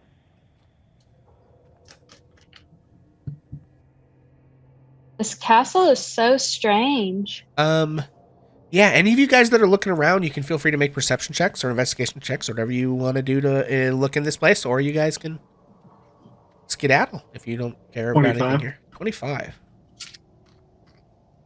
Okay, Silas, you kind of thinking like, back to what had happened with that secret wall before. You pay attention to the smoke in here, and you notice that at the north end of the room, you are seeing some strange swirls and eddies in the smoke over there. Is there a specific square? Oh, maybe like right here. Okay. Yeah, I'll tell everybody what I'm looking at, and I'd like to just like feel for, missing bricks or things jutting out or secret levers or sure. things that might Give me indicate another something investigation check. Oh, come on, roll good. 12. 12. Yeah, you're just not quite finding it. It's like you can tell there's something going on here, but whatever the mechanism is eluding you. What are you Okay. looking at, Silas? Well, I think we have a similar situation as we did with the war chest room.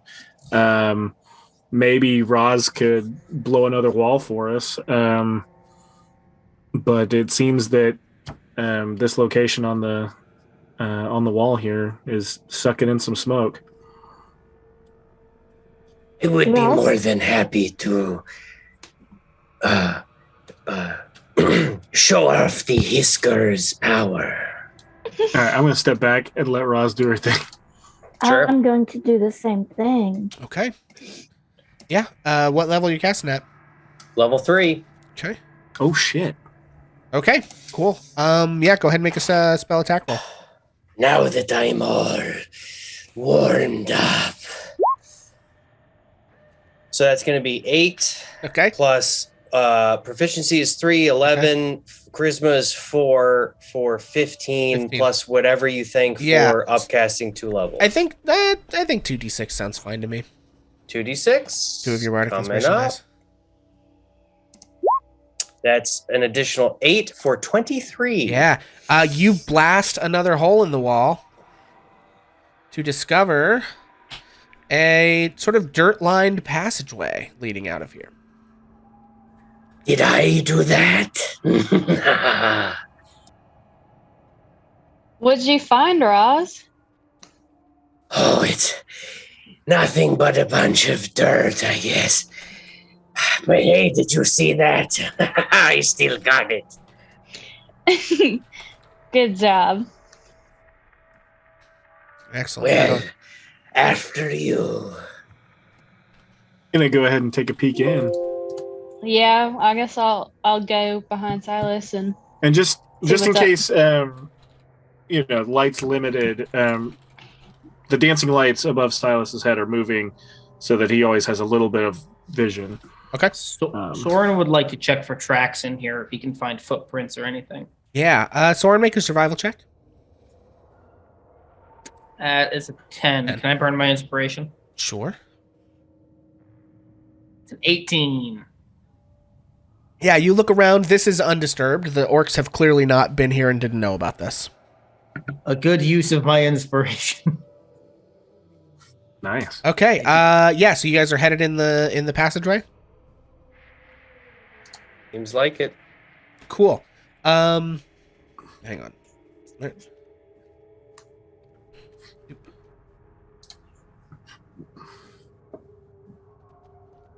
Okay. You find yourselves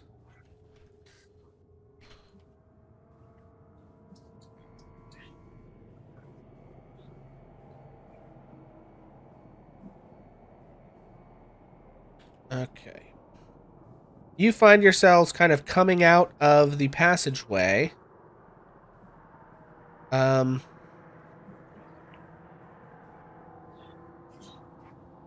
Into the sunshine. On the sort of northeastern side of the castle, this appears to be some sort of escape route that is kind of hidden in the bushes here on the side of the castle. It hasn't been used in an obviously extremely long time. It is good that we have found this. Let us hope that we never have to use it, but it is here if we do. The coward's way, or perhaps a clever ambush.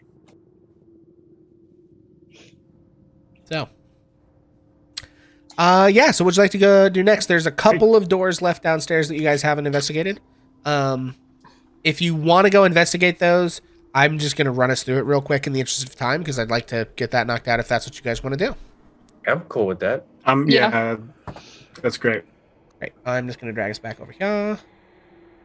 Drag you guys over here. Okay, so here's what I'm going to do. For now... Oh, I can't do that without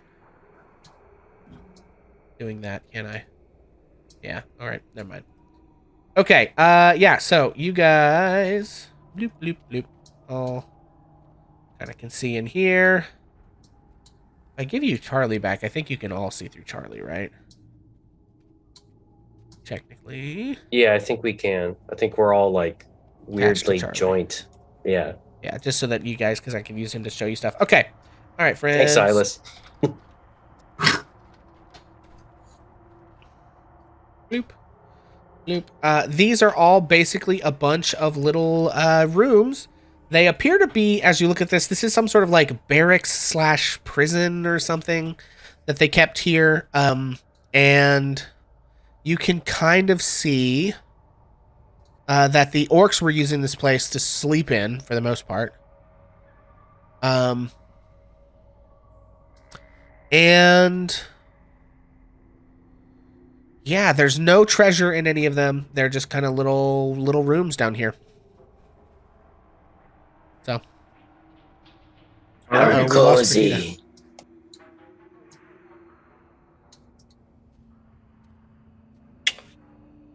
Oh, we have 2 Charlies. Okay, we don't need 2. Okay, so we are pretty close to time here, guys. What is your plan? Like, so is the plan you've cleared this floor? Do you want to go tackle the ghost when we come back next time, or? Yes. Okay. Yes. That's Enna's vote. What about everybody else? Yeah, what's Farron's vote? Okay. I'm still in favor of finding a pen and paper and just writing "do not," and then we go explore the rest of the castle. Okay. So here's what we're going to do. I'm just going to drop you guys up over here. And I think that's what we're going to call the session. So you all decide that the next order of business is probably to deal with these pesky ghosts one way or another. And except for the conscientious objector, Farron. And so that's where we'll pick up next time, folks. As the heroes, emboldened with their magical items and gobs of money and mastery of the rest of this floor of the castle, they next time are going to try to tackle a room full of ghosts, we think. So that's what we're going to call it. Thank you, folks, for hanging out. As usual, before we sign off, we're going to go around one more time.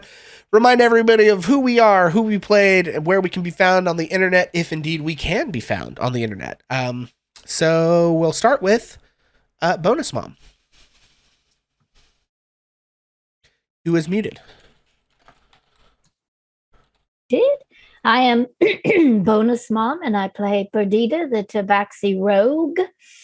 And next week, I will be playing Wanderess, the Circle of Stars Druid in Curse of Strahd on Friday night in this very place. And I appear quite often on TikTok and Twitch, live streaming games and talking my head off. Very good. Jacob. Hi, everyone. I'm Jacob. I play Soren Fairtalon, your old, friendly, confused Owlin Twilight Cleric. I got nothing to plug. We met in the Discord. So happy to be here. Really glad that we can start playing again. Excellent. Kinsey. I am Mackenzie. I play Fair Naraf. Unlike the hit song from the Ghostbusters movie, I am afraid of that ghost. I will probably sit out the fighting of the ghosts, but I will stay in the background in case my friends need some help. It's been so nice to be here and glad that we're playing again. Excellent. Love it. Beast.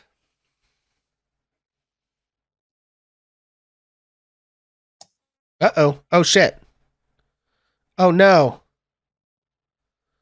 Oh, no. Uh-oh, guys. Okay. So, here's the deal, friends. This is Pixel, and my Zoom call just disconnected. I can still record this because I'm on this computer, but you'll notice that all the screens have gone black. So, I'm just going to do the sign-off. This has been kind of a mess with the internet today. Many apologies to all of you. Hopefully we'll get that sorted at some point. Beast is a good buddy of mine. He played Roz Hiskers, the Tabaxi Bard. He mostly can't be found on the internet outside of in our Ages of Ainor Discord, where he is one of our other admins and DMs over there, playing Silas, the Bladesong Wizard, was our friend Jesse, who operates the Spectro Sofa YouTube channel, who has just uploaded a new episode of their Naruto Abridged series. And then another of our good friends playing Enna was Taylor. And